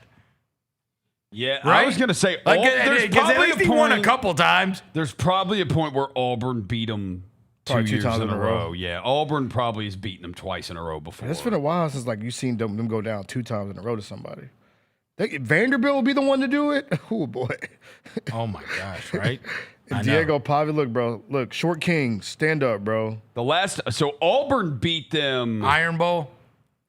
Auburn beat them 6 in a row from 2002 to 2007. Okay. Yeah, but that's like, that's the Mikes. Shula, DeBose, Price, like that whole run of the Mikes. Before that's pre-Saban. Yeah, they beat Auburn. Have they beaten them 2 years in a row? Auburn hasn't. No. 2010, 2013, 2017, 2019. Alabama's won 5 straight. Who's the guest picker for game day tomorrow? Where is it? Tuscaloosa. Tuscaloosa. Is it going to be our boy? Oh, guys, Theo Vaughn. Is it really? Yeah, it's Theo Vaughn. Oh, wow. With all the Diego Pavia situation, too, that's a perfect guest picker. All right, you ready? I'll give you who is the last team to beat Alabama 2 years in a row. Oh, you got it? Yep. I mean, I got it. Somebody did it to Saban, so it's before Auburn. It wasn't LSU, did was it? 2 years in a row before Auburn did it, that run, right? So it has to be before it has to be more recent than that. LSU would be my guess. LSU, that's why I said LSU, because they had them battles. Because they play every year. Like they play every year. It wasn't Ole Miss, was it? It has to be a West team. Hugh Freeze. Hugh Freeze did it. 14-15. Yeah, Hugh Freeze. Got him twice? Yeah. Bo Wallace knew? Lock the gate. In 2014, Ole Miss beat Alabama 23-17 at home. Then followed up with another victory in 2015, 43-37 in Tuscaloosa. Yeah. Wow. Let me see. Lock the gate. That's 10 years ago. Let me see the starting quarterback that year. Let me see. That's 10 years ago. The quarterback was that boy Bo Wallace. Dude, that is also a big reason why Auburn hired Hugh Freeze, too, because he had that success against Bama. All right. That was 10 years ago. Hey, are you ready for this? Now, this is what's really going to blow your mind. That's the only time it ever happened while Nick Saban was coaching Bama. Wow. He was the only one to do it. In 2015, I'm reading this, it says, this made Ole Miss the only team to beat Alabama in consecutive seasons during the Nick Saban era. And I just told you that the last time it happened was Ole Miss. So that's the only time it has happened. That's 10 years ago it happened. And that's the only time it ever happened at Alabama. It almost happened. So Vanderbilt could get into the rarest. That's why I asked, because like, now, I never feel like it never happened. It's DeBoer. It's DeBoer now, yeah. and it'd be DeBoer 2 years in a row. It almost happened 3 years in a row. Oh, really? The next year in 2016 in Oxford, Bama won. It was 48-43. They almost clipped them 3 times. Yeah. By the way, starting quarterbacks for Ole Miss. Bo Wallace throwing the ball to Laquan Swag Treadwell, Evan Ingram, Megaquan. Jaylon Walton was in the backfield. The running back for Alabama, T.J. Yeldon and Derrick Henry. The 2 running backs for Alabama. Amari Cooper was a receiver. O.J. Howard, Kenyon Drake, T.J. Yeldon. The next year, Drake.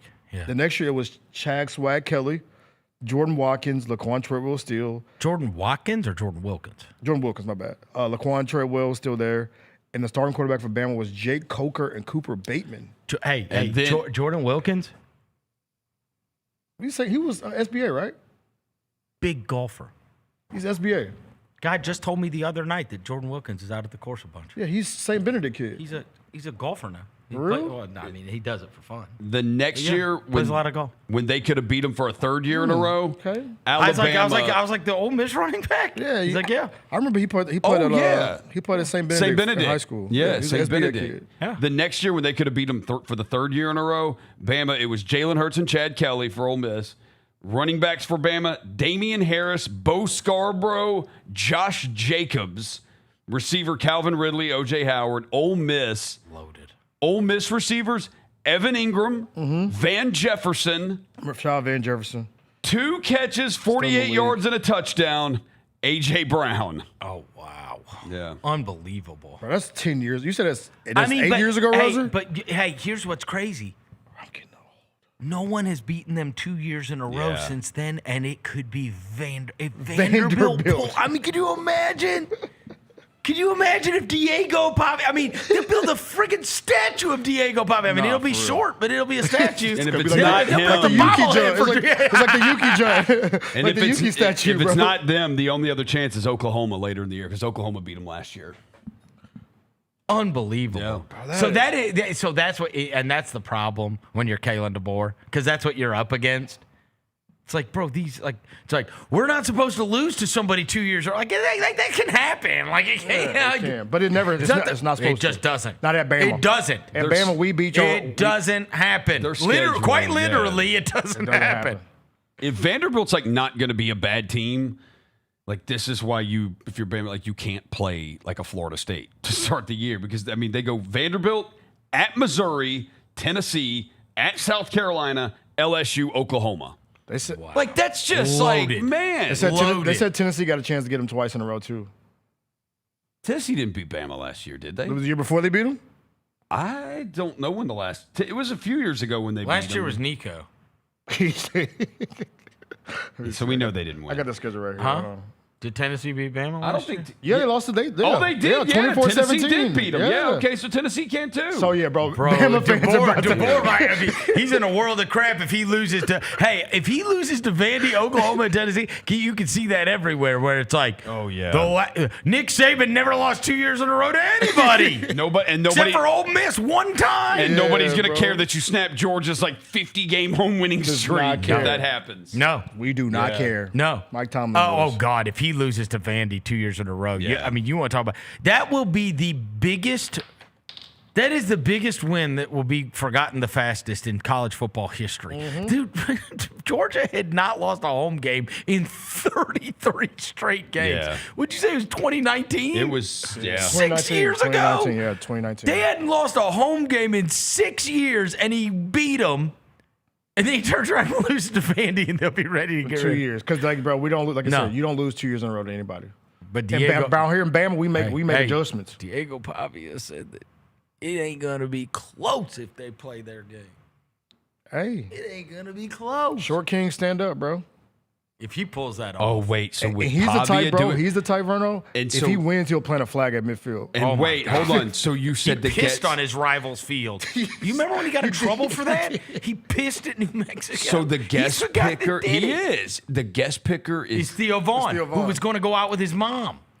If he could get Diego Pavia a date with Tate McRae. Yep. Oh yeah. All right. So. Hey, what about got Roll Tide Willie here, bro? We got to check on him, bro.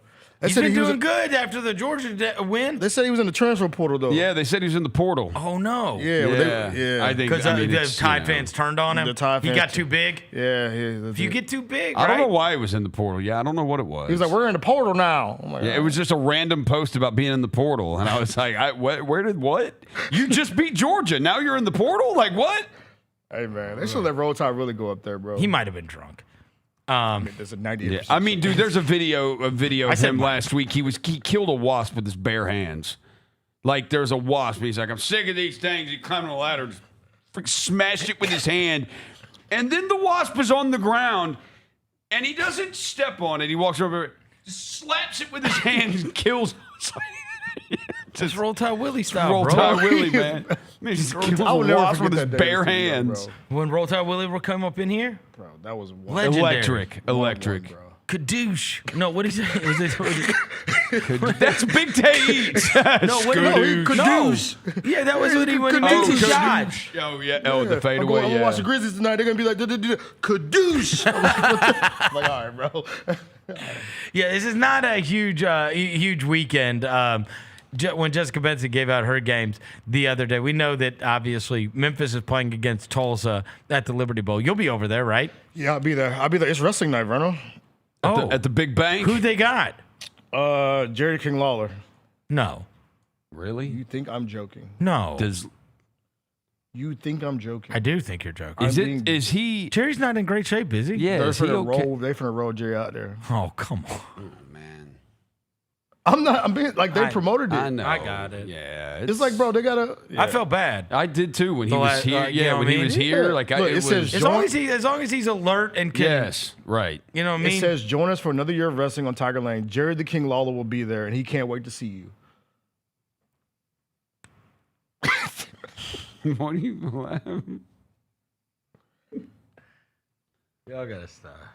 You gotta stop. I just read what I just. Okay. I don't understand why they're rolling Jerry out there, but he just had a stroke like a week ago, didn't he? He's on the news. I'm aware. Like, you shouldn't be around like 18,000 We people, had him bro. here at the game, and it was at the Grizzlies game, and it was like, And it- dude, like, this is uncomfortable. Yeah, like, it really is, it's Rosen. it's uncomfortable. Like, you got to find anybody else. Like, he You can doesn't find any know of the where local he wrestlers. is. Coco. Yeah. Bill Dundee. Coco Beware's Just around. get Coco Yeah. Beware. Bill Dundee, Coco. Yep. Handsome Jimmy Valiant to pop Yeah. out. Yep. Come on, bro. Like, Or just have some of those. Five-star like, knows everybody. You remember last? Yeah. Was it last year that they did like it was like Freddy Krueger or Jason? oh or yeah. somebody- It was a there's Halloween somebody- game. Yeah. It was Kruger. There's somebody wrestling that I think it was Jason. It was it Jason Mads, or Freddy? Mads Kruger versus the Tiger. He wrestled against the Tiger. And he was accompanied to the Versus ring. the Tiger. Yeah, he was accompanied to the ring by Jerry the King Lawler. Yeah. And they're gonna So they're gonna have wrestling out there on Tiger Lane at 5:30. Okay. I'll send y'all a video. Prior to the Tulsa game? I'll send y'all a video. Okay. This shit's gonna be hilarious. Cause it's not even Dustin's people, Who is it? bro. You don't know. I'm not gonna put no smut, but let's just say our boy 5 Star's not happy. Oh, he's not. And he's the MC. They're not using his wrestling people. And he's the MC at the Exactly, games. bro. It's weird, bro. We're Team 5 Star. We're always hey, if you're ready for some Tiger football, Oh yeah. give me an oh yeah. The GOAT. Put some respect on 5 Star in his skinny jeans, bro. Yeah. Oh yeah. If you need an whatever MC for something, like 5 Stars coming for Dude, it. I tell you, nobody takes more pride in their job than 5 Star. Yeah. Shout out to the He gives it 100% Every time. Every time. Every time. Leaves Every it time. all on the floor, on the Every field, time he's on the on the court, microphone. whatever. Oh yeah. Yeah. Yeah, shout out my dog 5 Star, He's man. built for it. The only anyways, thing we need is to get like a minor league hockey team here, and we need like 5 Star on skates because he's got the Redbirds, he's got baseball, yeah. he's got Yeah. Grizz, he's got Tiger football. Yeah. By the way, the Chaz wants to let us know that our boy Bill Dundee is doing worse than Jerry Lawler. Oh God. So we can't have him. We need 5 Star at the golf tournament. If you want to see Scotty Scheffler make this putt, give me an oh yeah! I think they can only do live. We get a live event here. We get a live event. We get a live event here. You can do that. You can't do that on the PGA Tour. Let's get live at like. You can do it at a live event. Yeah. You can be like, if you like John Robb, Give me an oh yeah! they said Bill Dundee's doing bad too. Golly, man. Yeah, Bill Dundee, like all the legends, man. We gotta figure out who can get out there, man. We can't have Jerry Lawler. I saw out there. Bill Dundee at Casey Jones in Jackson, Tennessee. When? Well, I mean, years ago. Yeah. You know. Was he all right then? Yeah, he was fine then. You ever been to that Casey Jones? I have. I've been my there. face Bro, fire. my dad had me in that place, bro. I said, Dad, don't get me out of this mud. No, Casey Jones is I good. feel like in 1963 in that joint. It's like Cracker Barrel on steroids. Yeah, bro. Casey Jones. Casey Jones buffet's good though. Yeah, my dad was smacking. My dad, get me out of this mud. He was like, oh, yeah, I heard about this Casey Jones buffet. My dad's probably listening right now. Gonna call me after the show. But he had me, and I was like, Dad, you don't get me out of this mud. Get me out of this place, bro. I'm gonna get trapped in this mud. Be like, get out. You feel like the sunken place. You know what I'm saying? You feel like the sunken Casey place Jones. being in That there. joint feel like the sunken place in that mud, bro. Yeah, They looking at me yeah. like I'm crazy. My bad. Go ahead. Go crazy. We have not watched any Mac Jones highlights today on the show. Why would we? Why do would that? we not? Bro, yo, quarter That that Joker saggy came uniform. dressed like the Riddler last night. It was Two-Face, by think the he way. Harley Quinn. It was Two-Face. You think you're Harley Quinn? The Riddler wears green. Okay. It was Two-Face. Two-Face, whatever. James, give me my Mac Jones. Give me my. Look at this. Look at this swag on 10. Oh, okay. Pop your ears. I'm kind of with it. Okay, Oh. okay. Look at Well, Mac Jones. He's flexing his movies.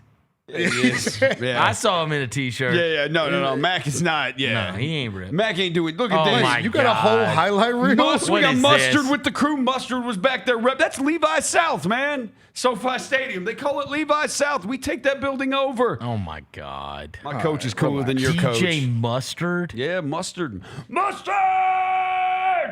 Rosie, Yeah. your quarterback had that loose ass uniform on, bro. Man, Mac Jones was cooking last I thought the only one you had was E40. We got Schoolboy Q. We got 2 Chainz. You have Schoolboy Q? Yeah, Schoolboy I love Q. Schoolboy Big Q. Niners So wait, how do you fan. feel about your quarterback We going to the got, podium and saying, "I'm Wait, just"? 2 Chainz a Falcons fan. Yeah, he's from Atlanta. 2 Chainz got that red and gold, looking like the Niners. Oh God. He's been sidelines at our games before. So is Future. Yeah. So Future has. that That was back when Jim Harbaugh was the coach. That was the team's song. Wait, how do you feel about Mac Jones going to the podium and saying, "This is still Brock Purdy's team"? Yeah, I mean that's what he knows his job. I bet Rex Ryan loved it. Dan Orlovsky's getting to take a. Come on, bro. Yeah, Dan Orlovsky's getting to strut today, man. Come on. Now that's a guy. That's the kind of guy you want leading your team. Come on, bro. Man, bro. Rex Ryan's got like a whole cottage industry of crapping on Shador I secondary. know, right? Got my boy in trouble, man. And Orlovsky too. Yeah, Orlovsky's getting to talk his ish today. Orlovsky said like 2 Oh to 3. yeah, he was the guy. It was Actually, Rex Ryan was the one that said Mac Jones sucks. Yeah, and Orlovsky's like, he's getting terrible coaching. Yep. If this guy had been drafted by the 49ers, he'd be a top 10 quarterback in the league if he had that coaching. And then he's played 3 games with Kyle Shanahan. And I'll tell you this, man. I think Shanahan and that guy in Minnesota, like both of them. O'Connell. Like, yes. I think Look what they were, but they dual revived Darnold. Yeah. Right? Because Darnold was with Shanahan. And there are some of these guys where it's like, bro, I will draw the play, throw where I tell you to throw it, and everything's going to be He fine. does not. Yeah, Mac exactly. does That's not what throw. up. Yeah, Kyle Shanahan. He was doing some like double reverse screen pass to McCaffrey. Like he was dialing it up last night. So McVay's really good too. McVay's one of them. I think LaFleur and Green Bay's one of them. Yeah, they're all buddies. Yeah, they're all buddies. Like they. Yeah, That tells you how bad Trey Lance was. He can't even do nothing with that. It with does. that I scheme. love Trey, but yeah, it does. Like Where a scheme where it's set up. If Shanahan's like, dude, I can't do anything. The other thing is, I think Shanahan probably, this is knowing the way these guys are like so competitive about stuff. I bet Shanahan absolutely loves this because by all accounts, he was the Mac Jones guy in that organization. Yes, he was. When they took Lance, they took the high ceiling guy, and he wanted Mac Jones. I remember listening to Mike Lombardi's podcast, and it was like, bro, he wants Mac Jones, right? Yep. Like, and they traded up to get a quarterback, and like, it doesn't matter if it's too high. Like, he wants Mac Jones, and it's like, it would be like if back in the day, if we would have attained Rodney Hood during the Dave Yeager era, he would have done everything to put Rodney Hood into position to be awesome, to prove I'm right. Yes. And it's like, I'm sure Kyle Shanahan just revels in the fact that he gets to walk back to John Lynch and everybody after every game that Mac Jones plays well and goes, I told you. Yeah. They're right. I mean, like he's got his. Also, that probably hindered Trey Lance, if we're being fair. Yeah. It did. If you look, anytime you're not the coach's guy. Well, and then when they did, it's always hard. But then It's always- also when it's they always- did give him the gig, dude, he literally got hurt for the rest of the season in his second start. Right. Like it's But anytime you're not the guy the coach wants, the coach resents you. Absolutely. They're going to make it harder for you to get to where Like, you want to go. He's for not sure. perfect. He's got flaws. He's got faults. Like Lord knows we've seen them. But you're like, done with Purdy, right? Like you buried Purdy. How many we're coaches? done with Purdy. How many coaches in the NFL could beat that Rams team without their starting quarterback, their 3 top wide receivers, their tight end, their best defensive lineman? Like how many coaches controversy. could do that? Yeah. How many coaches could do that? How many coaches? Probably Brian Schottenheimer, and that's it. Shout out Brian Schottenheimer, man. Flex on, is that an Eminem bar? Why are you guys laughing? Flex on your haters like Brian Schottenheimer. Is that your Hey, coach? man, your offense is Marty good. Schottenheimer. That was Marty. That's his dad. That's his dad. Okay, shout out Marty. Your offense is good. Like Yeah, their defense sucks. Brian Schottenheimer, he's the offensive guy, Good thing right? we're playing the he's Jets. always been an OC. We got Jets Panthers back to back. Don't let me get started. If you lose one of those, I'm on your head. We might be 4 Or 3, 2, and 1. Yeah, you can't. Don't say, hey, I'm just saying, bro. 3, 2, 1. Lamar ain't playing the next 2 weeks, so we ain't even got to talk. Just hand the ball to Big Henry, bro. Let me explain to you. What? Get ready for the Cooper Rush experience. Bro, if you don't get your... You just run the ball, you and bro. me. No. Look, I lived it. Cooper, just hand the ball. I just had it last year. Hand it to 22, bro. That's I just had it last year. And we're playing CJ Stroud this week, who apparently said, I've been watching highlights of myself. And I said, I realized how much athleticism I lost. You're 23, I'll bro. tell you this. You never know the way this stuff's going to go. And in retrospect, Shador should have told them, go ahead, draft me. No, for real. You could be playing right now. Could be you. Playing right now. Could be you. He would. He would be playing right now. Now you're miming in the locker room. Right. Behind Dylan Gabriel. In London. Wait, the game's in London? Yeah. The Browns-Vikings, they're in London. Really? Yeah. Oh. Why they put that over there? Because the NFL is trying to grow the game, but they always put crappy games over there. Good grief. Yeah. All right. Take a quick break. Vinnie Verno will give you a couple picks on the other side. Chris Vernon Show.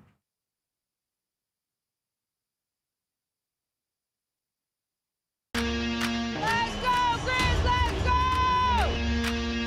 Oh, John Moran just broke the rim with that finish. Defense, take them ball! Defense, take them ball! So on Jared with a rejection. Give me that! Moran digs at it, knocks it away. Picked up by Pippen. Lob, Brandon Clark. On that rim!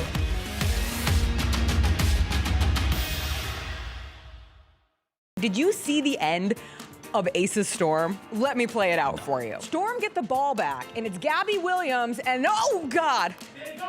You'll never know.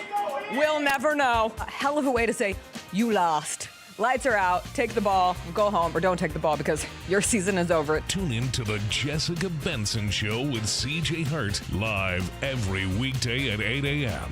on YouTube at Grind City Media and the official Grind City Media app.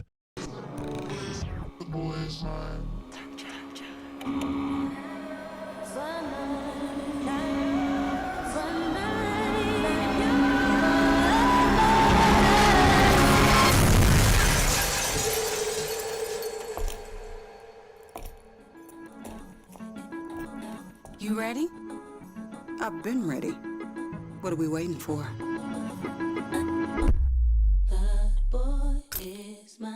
I had dinner last night with Grizzlies head coach Tomas Isolo, and that was a pleasant experience. It is not hard to understand how a franchise could fall in love with the idea of him running the basketball team. If there would have been a camera on our conversation last night and I could just replay it for you, you would walk away incredibly impressed. The Gary Parrish Show, live on weekdays at 10 a.m. on YouTube at Grind City Media and the official Grind City Media app. Kroger shoppers and Grizz fans. Want exclusive last-minute discounted ticket deals texted straight to you? Sign up with the new Kroger Buzzer Beater deal. Fans can sign up by texting Grizz to 636-479 or visit your local Kroger store in the Delta Division and scan the QR code. By signing up, you agree to receive recurring automated promotional and personalized marketing text messages from the Memphis Grizzlies. Consent is not a condition of any purchase. Message frequency varies. Message and data rates may apply. Sonic Radio. Welcome back to Sonic RNDIO. That spells radio with me, the CIO. This just in, the new Sonic $1.99 menu lets you build a crave-worthy meal for just $1.99 an item. Whether that's a creamy shake, crispy tots, or a quarter-pound double cheeseburger. This just out. Ostriches. They're mean, not very cute, and in my opinion, way too big for a bird. Don't miss the Sonic Fun 99 menu. 5 items, always $1.99. Live free, eat Sonic. Tax not included. See menu for details. Welcome back to the Chris Vernon Show on YouTube at Grind City Media and the official Grind City Media app. Now, back to your host, Chris Vernon.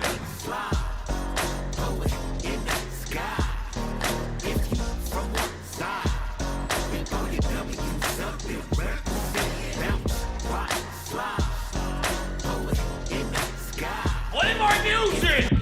I don't have a lot of time here! Oh, another day, another dollar, another day, another dollar. I make picks, you make money. I make picks, you make money. Grab your pen and paper.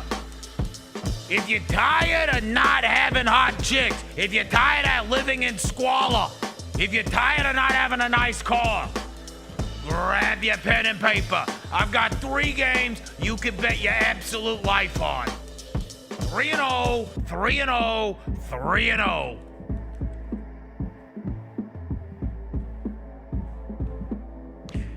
A lot of people will charge you for their picks.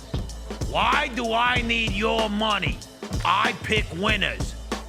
And you say, Vinnie Verno, it's not like you've given all winners all year. That's not the game. Slow drip. Slow drip. This is a marathon, not a sprint, and I'm Kenyan!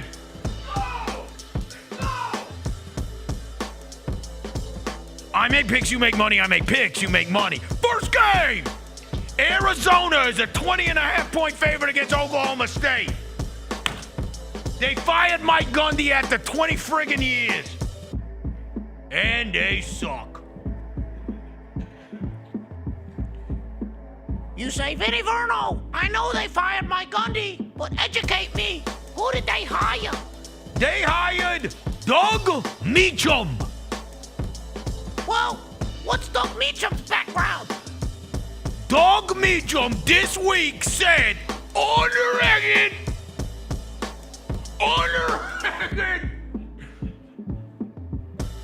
I have never been the head coach of an elementary school team. This is who they hired. T-Bone Pickens is rolling over in his friggin' grave. And then they got their ass kicked by Baylor. Surprise, surprise. And so what did they do? They fired their defensive coordinator too, Todd Grantham. So who did they make the defensive coordinator at Oklahoma State? Clint Bowen. You say, Vinnie Verno, educate me. Who is Clint Bowen? First of all, who gives a shit? Second of all, Clint Bowen was an offensive assistant. He wasn't even a coordinator, nothing. And follow me, he's the defensive coordinator. And they say, well, surely he came from somewhere. Where was he coaching last year? Lawrence High School in Lawrence, Kansas. They have a guy who's never coached an elementary school team and a guy running the defense who was coaching in a high school last year. Arizona minus 20.5. It's 49-14. Book it.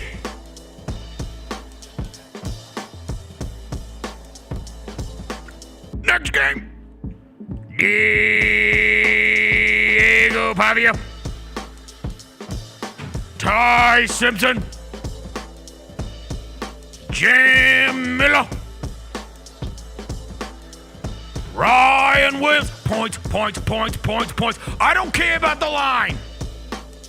I don't care what the line is. We're going points. It's 55.5 in Bama versus Vandy. Vandy has scored 45, 44, 31, 70, and 55. The line is 55 for this weekend. It is going to be fireworks in Tuscaloosa over on Bama Vandy. So we're going Arizona over on Bama Vandy. And in the last game, Tommy Castellanos. Florida State is a 4.5-point underdog against Miami.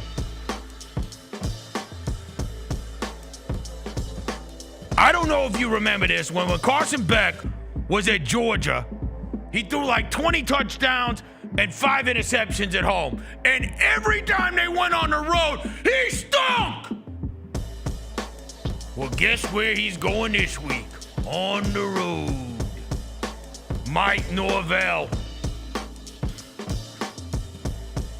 There have been 8 games against the number where Mark Norvell was a home dog against a ranked team. So, Mike Norvell, home dog against a ranked team. It's happened 8 times.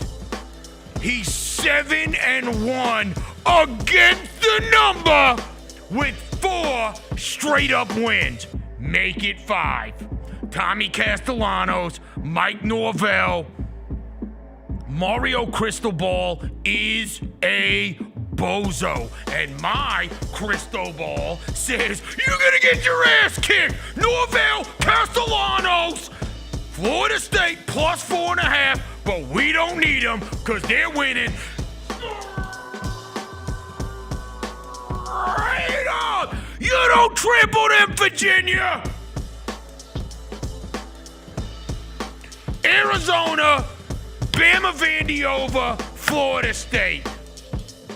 That's 3-0. That's 3-0. 3-0. Stop living in poverty.